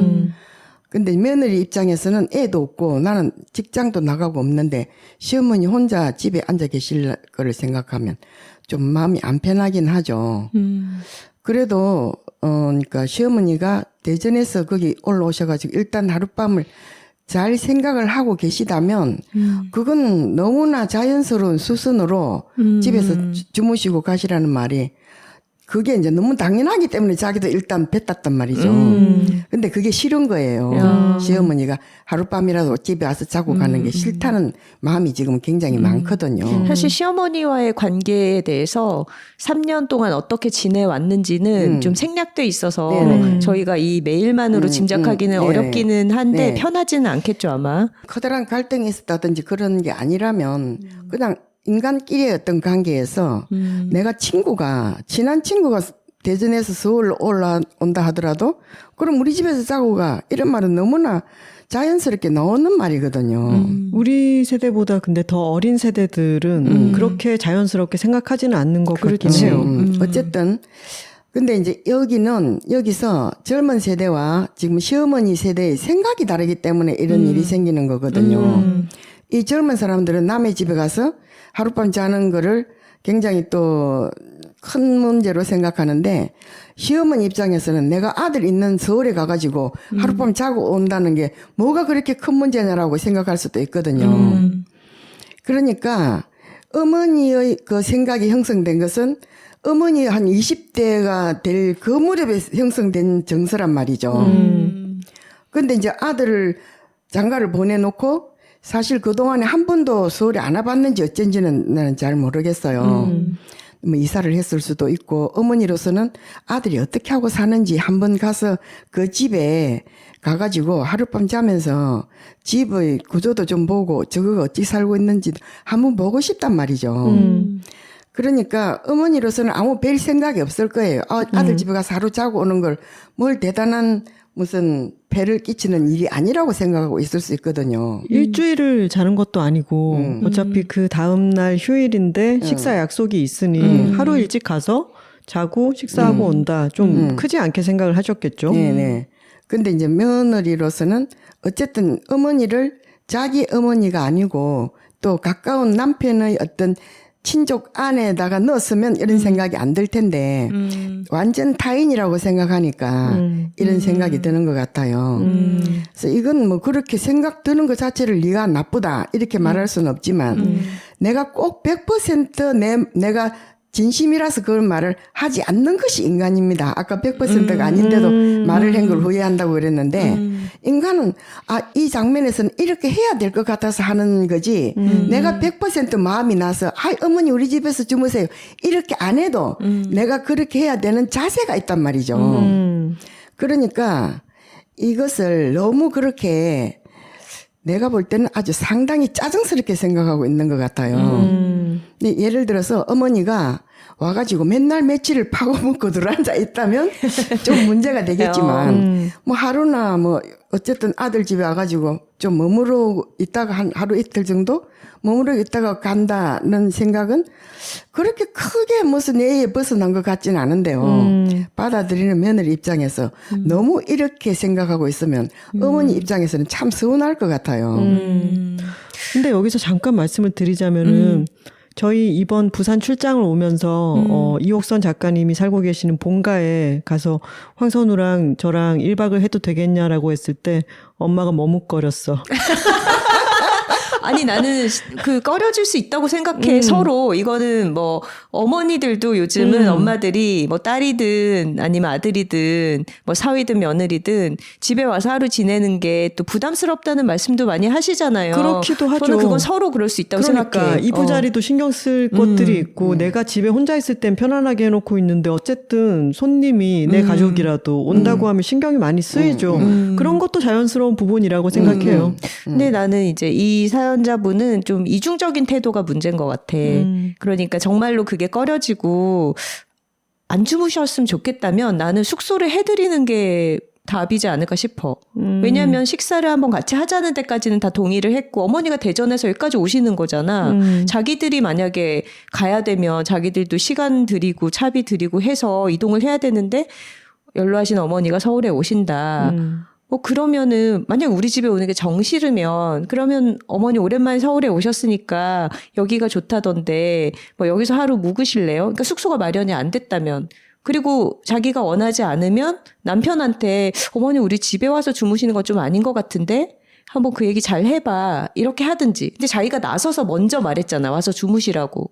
그래놓고 이제 이해가 안 된다라고 하는 건 나는 이건 이해의 영역은 아닌 것 같아. 왜냐하면 서로 다 이해할 수 없는 다른 가치관을 갖고 있잖아요. 근데 본인이 이렇게 표현을 했을 때는 마음속에 이제 자기 남편이 우리 부모한테 다정하게 살갑게 잘 하는 데가 있잖아. 그러면은 자기도 그거에 맞춰주기 위해서 그 기준에 따라서 행동한 거를 자기 말에 책임을 지고 이거를 받아들여야 되는 거죠. 그러니까 이거를 너무 이해를 못하겠다로 접근을 하면 그냥 이해는 안 되는 것 같아요, 서로. 이해가 안 되는 거는 본인이 그렇게 말을 내뱉은 것도 스스로를 이해하지 못할 수 있죠.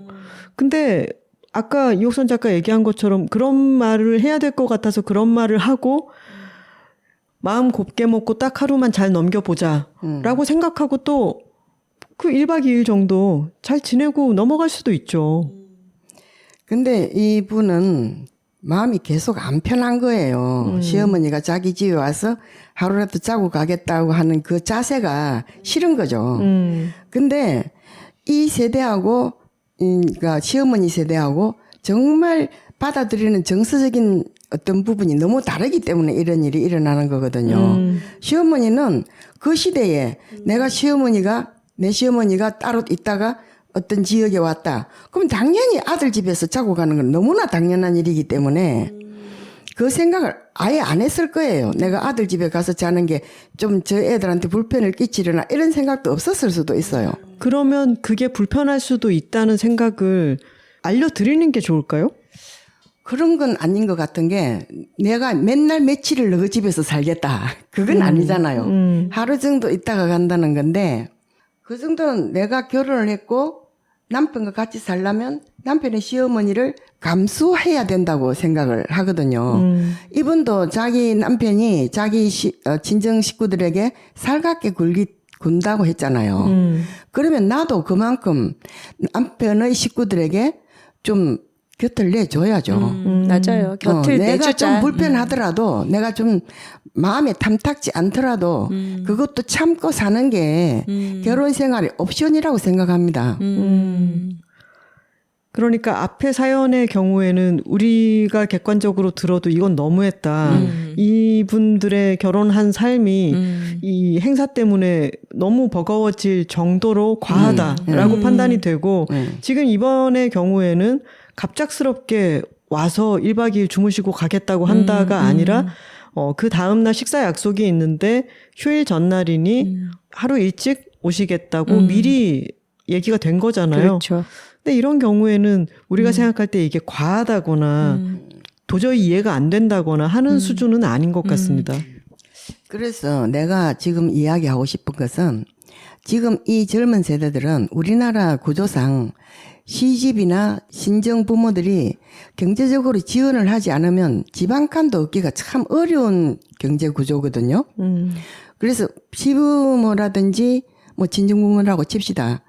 자식을 자기 모든 역량을 다 털어부어가지고 키워서 직장을 잡아가지고 또 목돈을 또 어쨌든 마련해가지고 결혼을 시켰단 말이죠.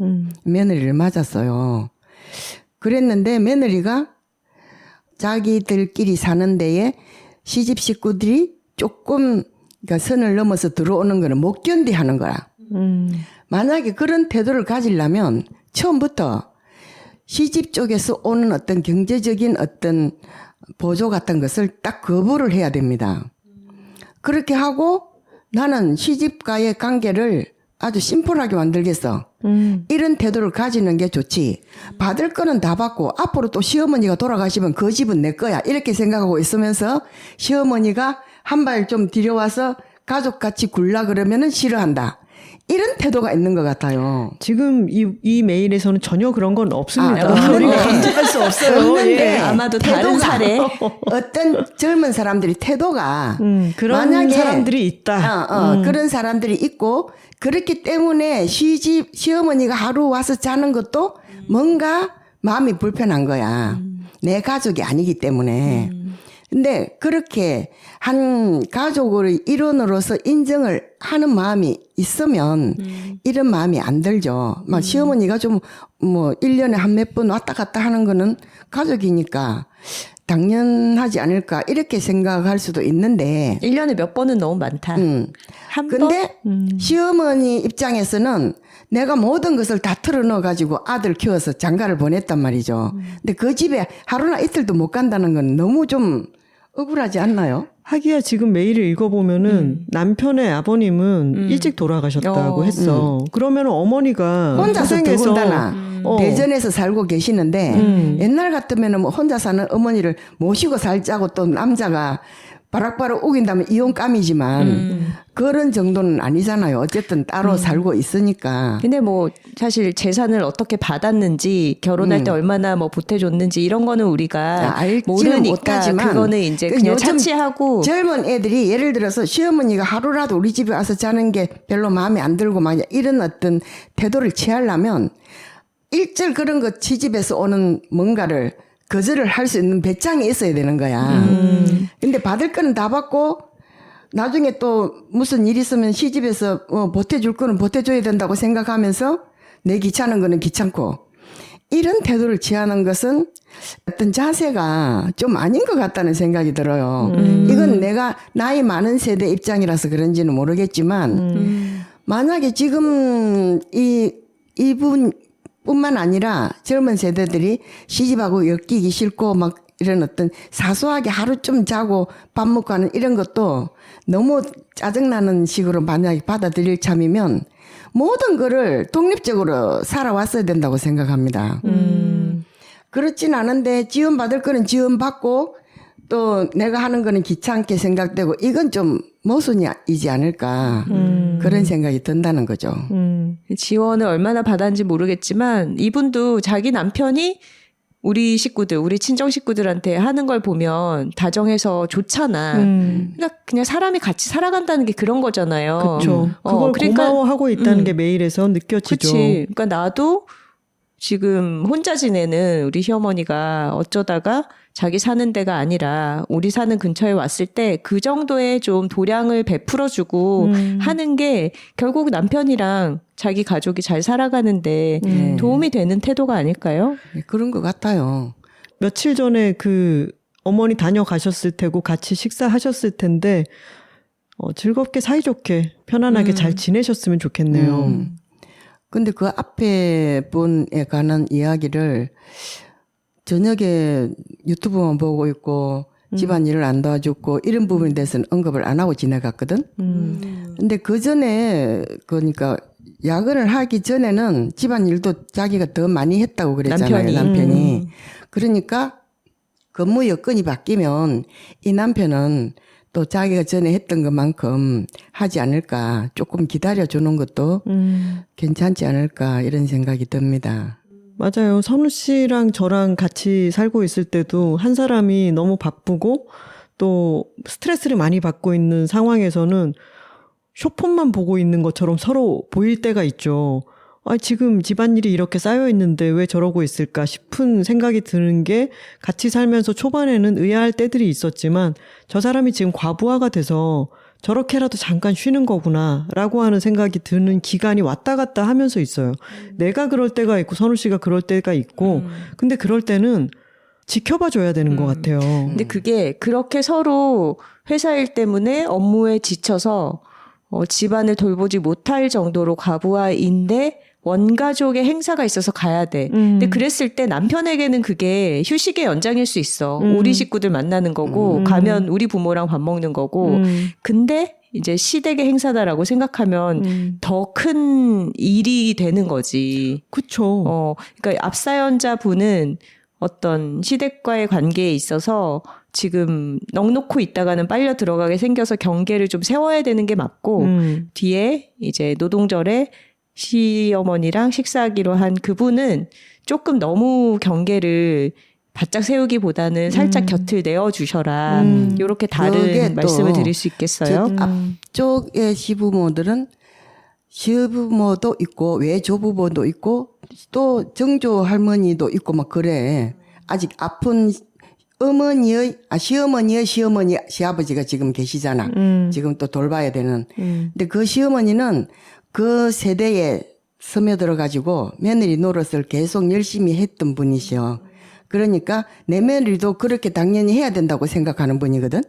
근데 이제 시대가 바뀐 거를 이제 며느리가 딱 경고를 해줘야 되는 거야. 이 집은. 그렇게 하지 않으면 그냥 막 휩쓸려 들어가 가지고 결국은 나중에 스트레스 받아서 둘이 남편과 둘이도 사내 못 사내 하는 어떤 사태가 오기 쉬워요. 근데 이 뒷번째 사연은 너무 식구가 단촐해. 시어머니 한 사람만 인간관계를 이어나가면 돼요.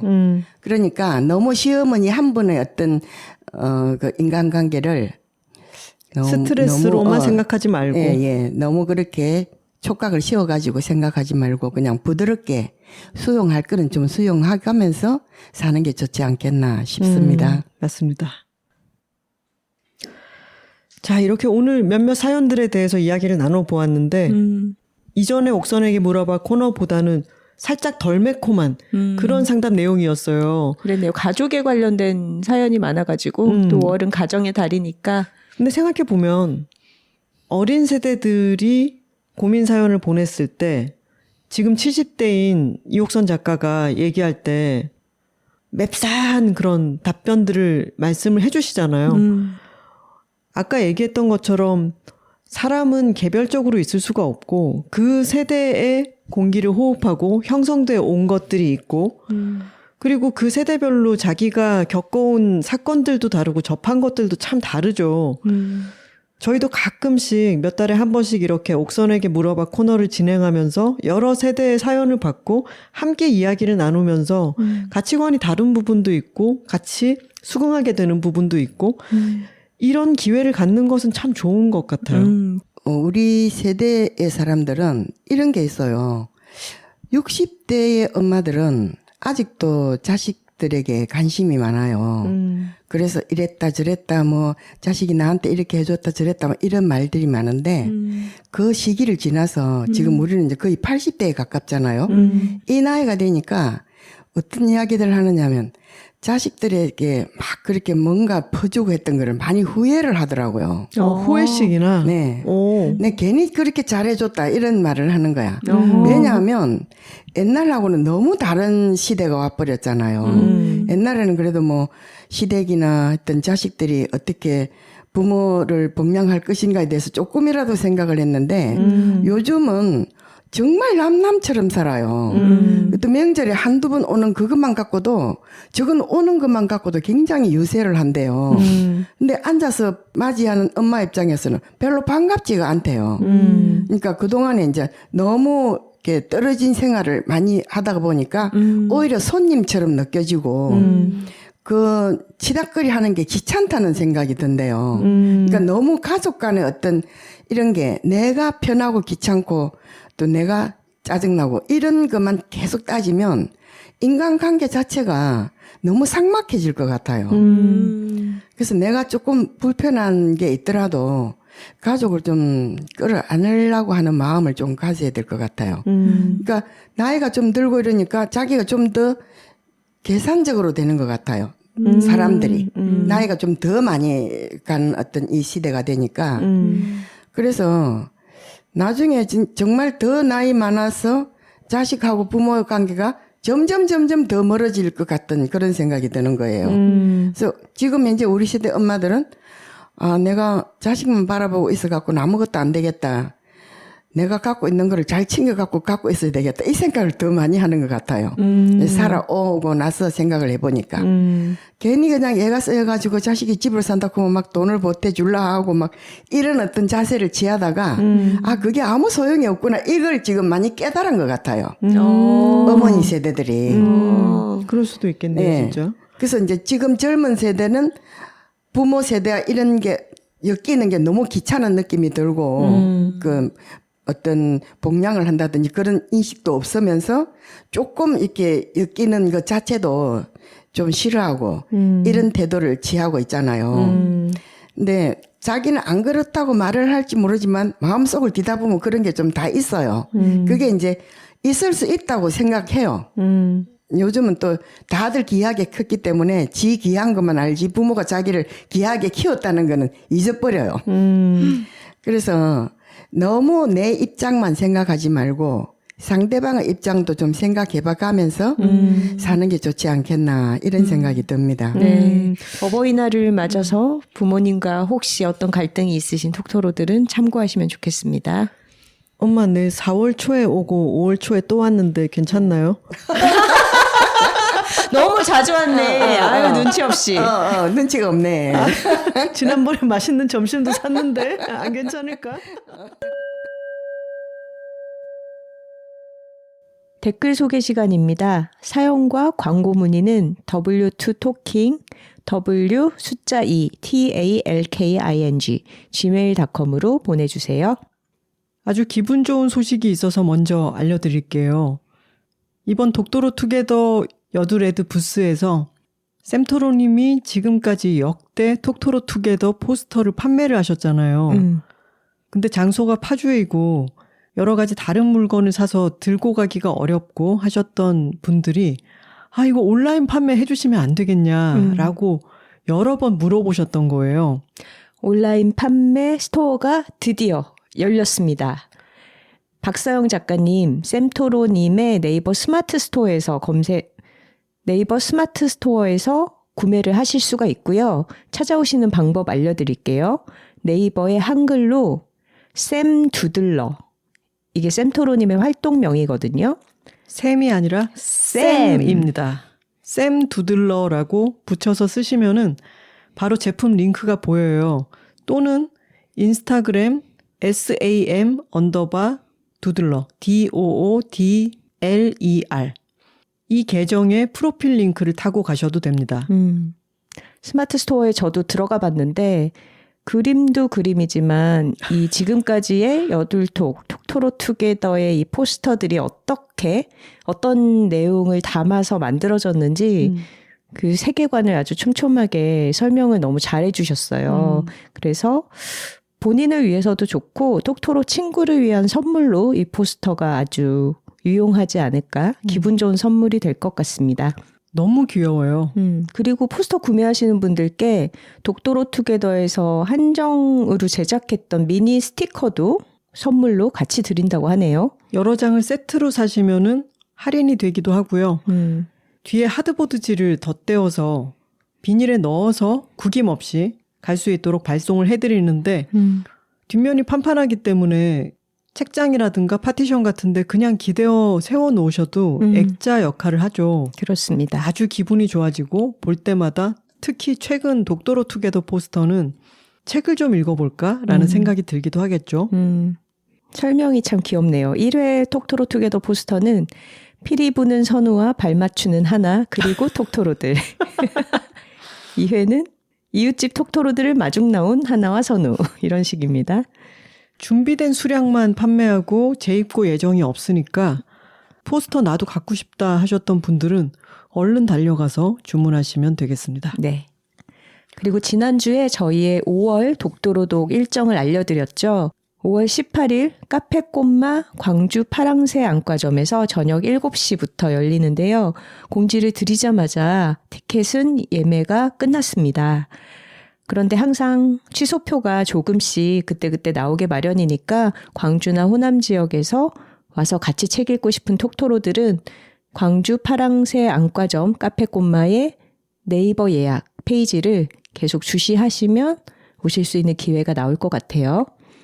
그리고 저희가 지난주에 톡토로 투게더 행사나 톡토로 페어를 꼭 서울 수도권 지역이 아니더라도 천안, 대전 이쪽에서 할 수도 있지 않을까? 이런 이야기를 툭 던졌는데 그 아이디어 너무 좋다는 댓글을 달아주셔서 진지하게 생각을 해보고 있어요. 하지만 이 의견이 과대표된 것이라면? 천안, 대전 등지에서 톡토로 페어를 하면 나도 참가하겠다. 환영이다 하시는 분들 댓글 달아주시면. 근데 서울 지역 톡토로들이 또 안 오는 거 아닐까요? 그럴까? 고민을 조금 더 해봐야 될 것 같아. 서울이 인구가 많으니까. 그치. 우리가 또 망하면 안 되잖아요. 그럼요. 행사 기껏 준비해놓고 울면서 톡토로들이 너무 안 왔어 이럴 수도 있잖아. 큰 규모로 행사를 준비할 때는 여러 가지로 조심스러워지기도 하는 것 같습니다. 조금 더 고민해볼게요. 우리가 사실 이렇게 일찍부터 1년 뒤에 행사 준비하는 스타일 아니잖아요. 던져나 보는 거죠. 네, 언젠가 발등에 또 불이 떨어지면 그 뜨거움의 연료로 준비를 진행을 하게 되겠죠. 저희 어젯밤에 그야말로 자정 넘어서 서울에 도착을 했는데 부산 일정이 촘촘하게 아주 즐겁고 알찼고요.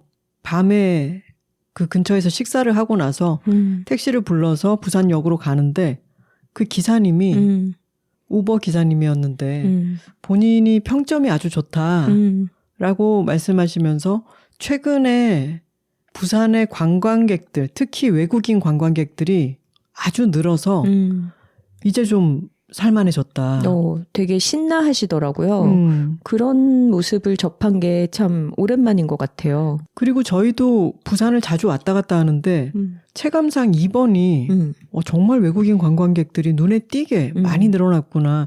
우리가 보통은 잘 가지 않는 연휴 때 가서 그렇기도 하겠지만 전체적으로 좀 들뜨고 활기가 넘치는 그런 게 느껴졌어요. 맞아요. 심지어 막 자갈치 시장에도 그 수산시장의 시스템을 알지 못하면 좀 생소하잖아요. 보통은 이제 1층에 시장에서 해산물을 사다가 2층에 초장집이라고 하는 식당에 가면은 그거를 먹을 수 있게 이렇게 되어 있는데 해외에서 오신 분들이 어떻게 이걸 알고 제대로 즐기고 있을까? 이분들이 어떤 유튜브라든가 아니면 뭔가 인플루언서의 SNS 같은 데서 이런 식의 한국 문화를 접했을 텐데 그 알게 된 경로도 참 궁금하다 싶더라고요.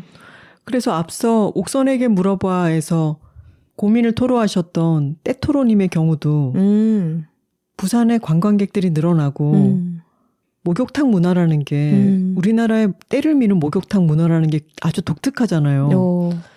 이런데도 관광객들이 많이 유입된다거나 이런 목욕 문화가 더 알려지거나 한다면 또 수요가 달라질 수도 있을까? 이런 생각했습니다. 그러게요. 제리코 레서피의 백지혜 작가가 해외에서 오신 분들 대상으로 쿠킹 클래스를 하잖아요. 그렇게 에어비앤비의 페이지라든가 트립 어드바이저 같은 서비스를 통해서 코리안 트래디셔널 스파를 경험해 보셔라. 원데이 투어식으로 그렇게 홍보를 해서 해외 관광객들을 목욕하고 세신하는 체험 이런 식으로 또 본인의 사업을 확장해 볼 수도 있겠네요. 그리고 이런 기분 좋은 얘기에 덧붙이기엔 조금 그렇지만 그렇게 외국인 관광객들이 많고 이제 부산역에 도착해서 기차를 타기 전에 화장실을 갔는데 막 불법 촬영 언제든지 감지하고 있습니다. 뭐 이런 스티커가 막 온통 붙어 있는 걸 보니까 불법 촬영은 범죄입니다. 막 이런 거. 우리나라에서 여성으로 산다는 것만으로도 얼마나 빡치는 일이 많습니까? 근데 어제 이제 옥선에게 물어봐에서 여성 이슈에 대해서 전혀 공감하지 못하는 남편 이야기가 또 생각이 나면서 이 부동의 OECD 가입 국가 중에 성별 임금 격차 1위를 수십 년째 지키고 있는 이 나라에서 불법 촬영은 범죄입니다. 스티커가 온통 붙어 있는 이런 나라에서 어떻게 그렇게 반응을 했을까, 그 남편은. 우리가 뭘 그렇게 잘못했냐며 여성들도 참 많은 걸 얻고 있지 않느냐라는 말은 아내로서 정말 답답하겠죠. 이옥선 작가님이 너무 애쓰지 말라고 했어요. 자, 화를 가라앉히고 댓글을 읽어보겠습니다. 키링토로님이 댓글 남겨주셨네요. 안녕하세요. 키링토로예요. 저도 올해 3학년이 된 10살 톡토로예요. 저도 독도로 투게더에 가고 싶었는데 아시다시피 저희 엄마 상토로가 아프고 학교도 가야 했어요. 너무너무 아쉬웠지만 그래도 여기서라도 나대고 싶네요. 흐흐. 아유, 키링토로님 댓글 달아주셔서 정말 고맙습니다. 내년에는 엄마랑 같이 오세요. 굉장히 많은 톡토로들이 이 댓글에 좋아요를 눌러주셨네요. 둘키토로님의 댓글입니다. 5월에 광주로 오신다니 독도로독 모임 장소인 카페꽃마 파랑새 안과점은 고속버스로 오시는 분들은 버스로, KTX 이용하시는 분들은 지하철로도 오기 쉬운 곳이라 타지분들도 많이 오셨으면 좋겠어요. 이 말씀은 둘키토로님도 신청을 하셨다는 말씀이겠죠? 많이 가시면이 아니라 많이 오시면 좋겠어요. 자차 이용하시는 분들은 주변 국립아시아문화전당에 큰 주차장이 있고 당일엔 카페꽃마에서 3시간 주차 적용해 주신다고 안내하시더라고요. 도보로 11분 거리에 5.18 민주화운동 기록관, 7분 거리에 전일빌딩이 있으니 5.18을 기념한 전시 관람하기도 좋고 요즘 핫한 창업 떡집 동명점도 14분 거리에 있답니다. 너무 친절하게 안내를 다 해주셨네요. 광주 핫플 중 한 곳인 동명동에 있으니 예쁜 식당과 카페 가기도 너무 좋아요. 예약 오픈 날에 진정이 안 되어 발을 동동 구르며 빛의 속도로 4시 정각에 예약 성공한 덕분에 저는 이제 2발 뻗고 작가님들과 독도로 분들 만날 날을 기대하고 있겠습니다. 꺄! 네, 둘키토로님 5월 18일에 뵙겠습니다. 네, 상세한 광주 가이드 감사합니다. 그리고 영도 톡토로님이 댓글을 달아주셨어요. 안녕하세요. 토림 팀워크를 열심히 외쳤던 톡토로예요. 진짜 산 거, 좋아하는 걸 좋다고 외치고 싶어서 톡토로 소개도 까먹었던 영도 톡토로예요. 기억납니다. 빠르게 메일을 써주신 다른 톡토로분 덕분에 그날이 더 진하게 남았어요. 사람을 조금 더 좋아하고 연대할 힘을 얻어가요 하셨어요. 아유, 감사합니다. 그리고 그냥 손 드셨던 톡토로님에 대해서 내 장바구니가 비었다 말씀을 하셨던 톡토로님에 대해서 저희가 이야기를 했었는데 아이튠즈 팟캐스트에 이런 댓글이 달렸어요. 꽁치 토토로님의 댓글입니다. 그냥 손들었다는 톡토로님은 처음부터 계속 손드셨어요. 야. 테이블에 서서 올라가서 막 춤추시고 그랬는데도 정말요? 뒤쪽이라 못 보셔서 유유 진짜 포기하지 않고 계속 들어서 겨우 봐주신 거. 그분이 저도 되게 기억에 남는데 방송 듣다 얘기 나오길래 기억나서 써봅니다 하셨어요. 이런 목격담을 남겨주셨습니다. 선우하나 작가님들 안녕하세요. 저는 레오토로라고 합니다. 대학 시절 제 더벅머리가 아기 사자 레오 같다고 친구들이 부른 별명에서 톡토로 이름을 따와봤습니다. 저의 대학 시절 별명과도 비슷하네요. 저도 더벅머리여가지고. 사자였잖아요. 네, 별명이 사자였는데. 저는 굴러라 구르님의 오랜 팬인데 구르님이 여둘톡을 즐겨 듣는다는 말에 톡권당해 지난 2월부터 듣기 시작했는데 3개월 만에 4년치를 다 들어버렸네요. 틈만 나면 여둘톡을 듣는 저를 보면서 가족들이 징하다 했는데 저도 제가 징하네요. 몸과 마음이 피곤할 때 언니들의 목소리가 꼭 푹신한 베개와 이불 같아서 기대서 많이 쉬고 충전했습니다. 시도 때도 없이 찾아오는 피로와 거친 생각들로부터 저를 좋은 생각들로 옮겨주셔서 감사합니다. 지금까진 들을 게 너무 많아 행복했고 앞으로는 제철 팟캐스트를 기다리는 설렘과 제철로 듣는 기쁨으로 또 행복하겠죠. 다음 화요일 기다리겠습니다. 감사합니다. 아이, 고맙습니다. 우리 구르님, 김지우 작가님이 또 독도로 투게더에 와주셨어요. 맞아요. 그때 객석에서 어떤 책 읽으셨는지 얘기도 좀 마이크를 드리고 싶었는데 톡토로들과 신나게 막 손들어서 얘기 나누다 보니까 깜빡하고 말았습니다. 구루님 와주셔서 고맙습니다. 그리고 하포만 물병아리님께서 저희 향수 세트 후기를 남겨주셨네요. 썬릿 보이스 황선우, 문릿 보이스 김하나 향수를 나이로 짝 먹어서 10세트 받은 하포만 물병아리입니다.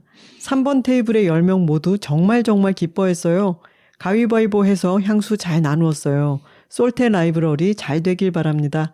처음 뵙는 여두레드 사장님들도 반가웠습니다.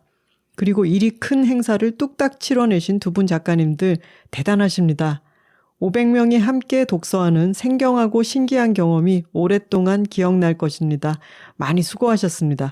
건강히 지내시다 다음에 또 반가이 만나요 하셨어요. 가위바위보 하는 광경도 사진으로 첨부해 주셨네요. 감사합니다. 네, 독도로 투게더에서 다시 뵙고 또 적극적으로 참여해 주셔서 감사합니다. 그 솔테 라이브러리가 원래 북촌점이 먼저 열었었잖아요. 맞아요. 저희의 다른 일정이랑 겹쳐가지고 그날 가지를 못했는데 연남점만 가보고 마침 북촌에 맥파이 앤 타이거가 쇼룸을 냈잖아요. 네. 그래서 저희가 하루에 들러봤거든요. 가까운 거리에 있더라고요. 근데 너무 신기했던 게 맥파이 앤 타이거 둘러보고 차도 마시고 매니저님이랑 인사도 나누고 솔테 라이브러리 가서 저희 향수가 어떻게 진열되어 있는지 구경하고 장소도 둘러보고 나오는데 갑자기 하나 씨가 깜짝 놀라는 거예요. 누구랑 마주쳐서 보니까 고마워서 그래의 가족 4분이 다 오신 거예요. 바로 일주일 전에 독도로 투게더에서 그렇게 활약했던 그 가족이 저랑 눈이 딱 마주친 거예요. 너무 신기하게 반가웠습니다. 같은 시간대에 거기 들르셨더라고요. 그래서 우리의 전속 사진 실장님이신 임주현 실장님이 셀카를 찍어서 우리 모두 함께 인증샷을 남기기도 했죠. 네. 톡토로는 어디에나 있으니까 솔테 라이브러리에도 있는 거죠. 메일을 읽어볼게요. 호주에서 고양이와 보낸 10개월. 안녕하세요. 선우하나 작가님. 복숭아토로라고 합니다.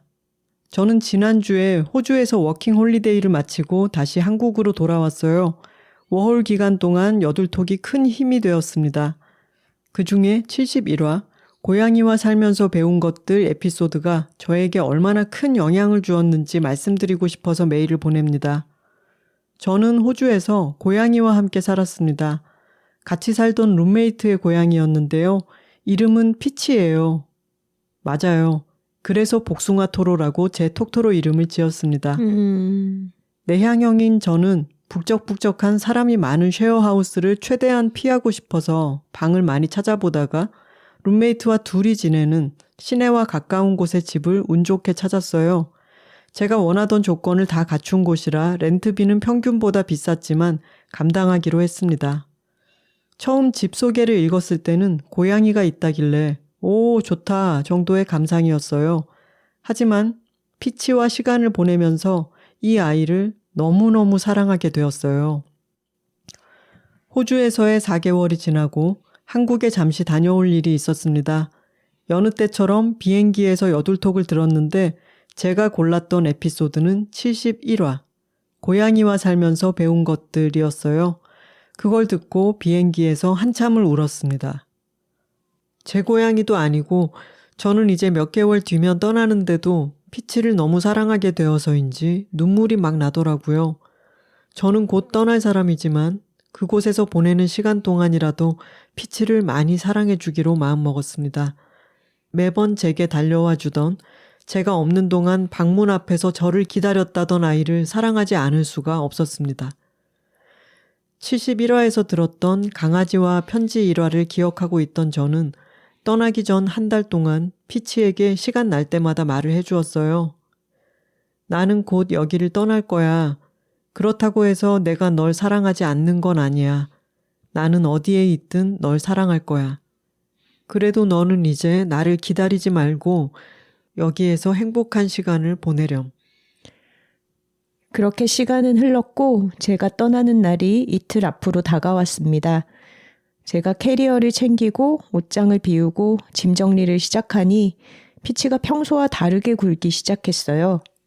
불안해하는 것처럼 보이기도 하고 제게 더 애교를 많이 부리기도 했습니다. 믿을 수 없었던 일은 그날 밤에 있었어요. 피치는 밤에 혼자 거실에서 자기 시작한 지 꽤 오랜 시간이 흘렀습니다.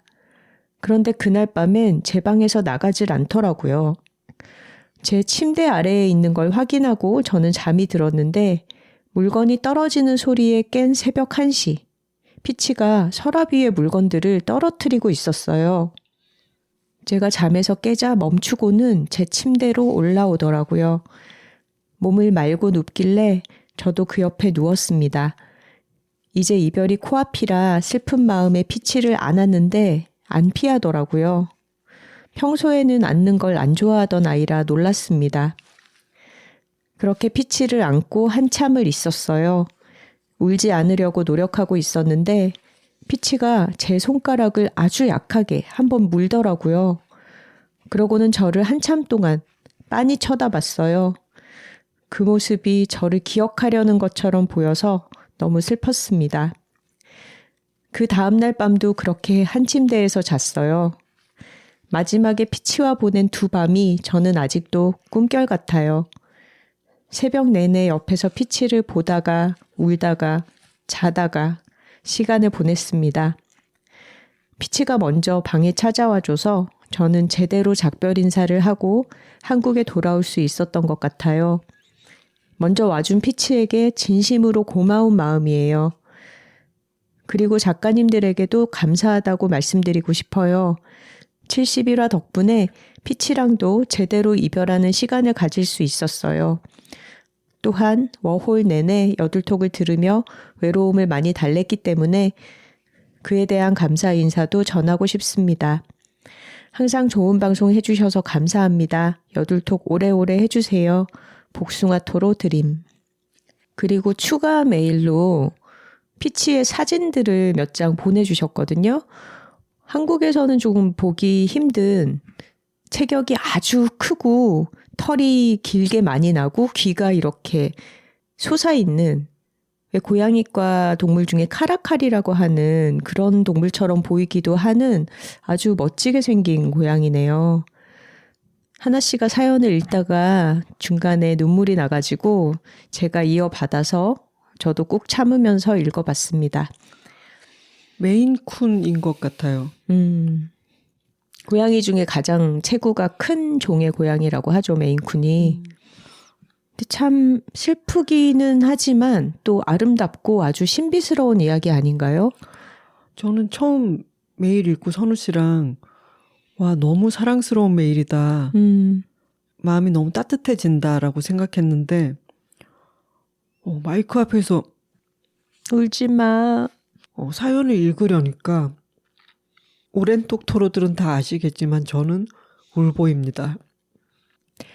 아마 하나 씨나 저나 고양이와 오래 시간을 보내고 또 이별해본 경험도 있고 이렇게 복숭아 토로님이 피치와의 시간에서 느꼈던 것처럼 신비로운 어떤 교감, 마음이 통하는 것 같은 순간 이런 것들을 겪어봤기 때문에 이 메일에 이렇게 눈물이 쏟아지는 것 같아요. 고양이 얘기만 하면 우는 사람이 됐네요. 저희가 제대로 얘기를 하면 너무 눈물이 많이 날 것 같아서 아주 짧게만 언급하고 지나갔었는데 사실은 여둘톡 방학 기간이던 지난 3월에 저희의 첫째 고양이 하쿠를 떠나보내는 일이 있었어요. 복숭아 토로님이 10개월 동안 고양이랑 같이 지내면서 이렇게 작은 한 존재를 깊이 사랑하게 되신 이야기를 전해주셨는데 하나 씨는 하쿠와 20년을 같이 보냈습니다. 톡토로들이 너무 걱정하지는 않으셔도 되고요. 하쿠는 아주 긴 시간 동안 저희와 생을 잘 누리다가 떠났고 하지만 그럼에도 아직 슬픈 것도 사실이고요. 시간을 보내면서 차차 마음을 다독이고 있는 중입니다. 하나 씨가 오늘 에피소드 편집도 해야 되는데 많이 울어가지고 괜찮을지 모르겠네요. 자, 이 피치가 복숭아 냄새 맡고 있는 사진 보면서 이제 눈물 멈추고 기분을 끌어올려 봅시다. 피치도 잘 지내고 있을 거고 복숭아 토로님과의 시간을 또 피치의 작은 몸속 어딘가에 간직한 채로 잘 살아가고 있을 거예요. 좋은 걸 좋다고 말하기 여둘톡 185화는 옥선에게 물어봐 가정의 달 특집 약간 순한 맛이었습니다. 톡토로 뒤에는 여둘톡이 있고 여둘톡 뒤에는 톡토로가 있습니다. 저희는 다음 주에 새로운 주제로 돌아오겠습니다. 화요일입니다. 감사합니다.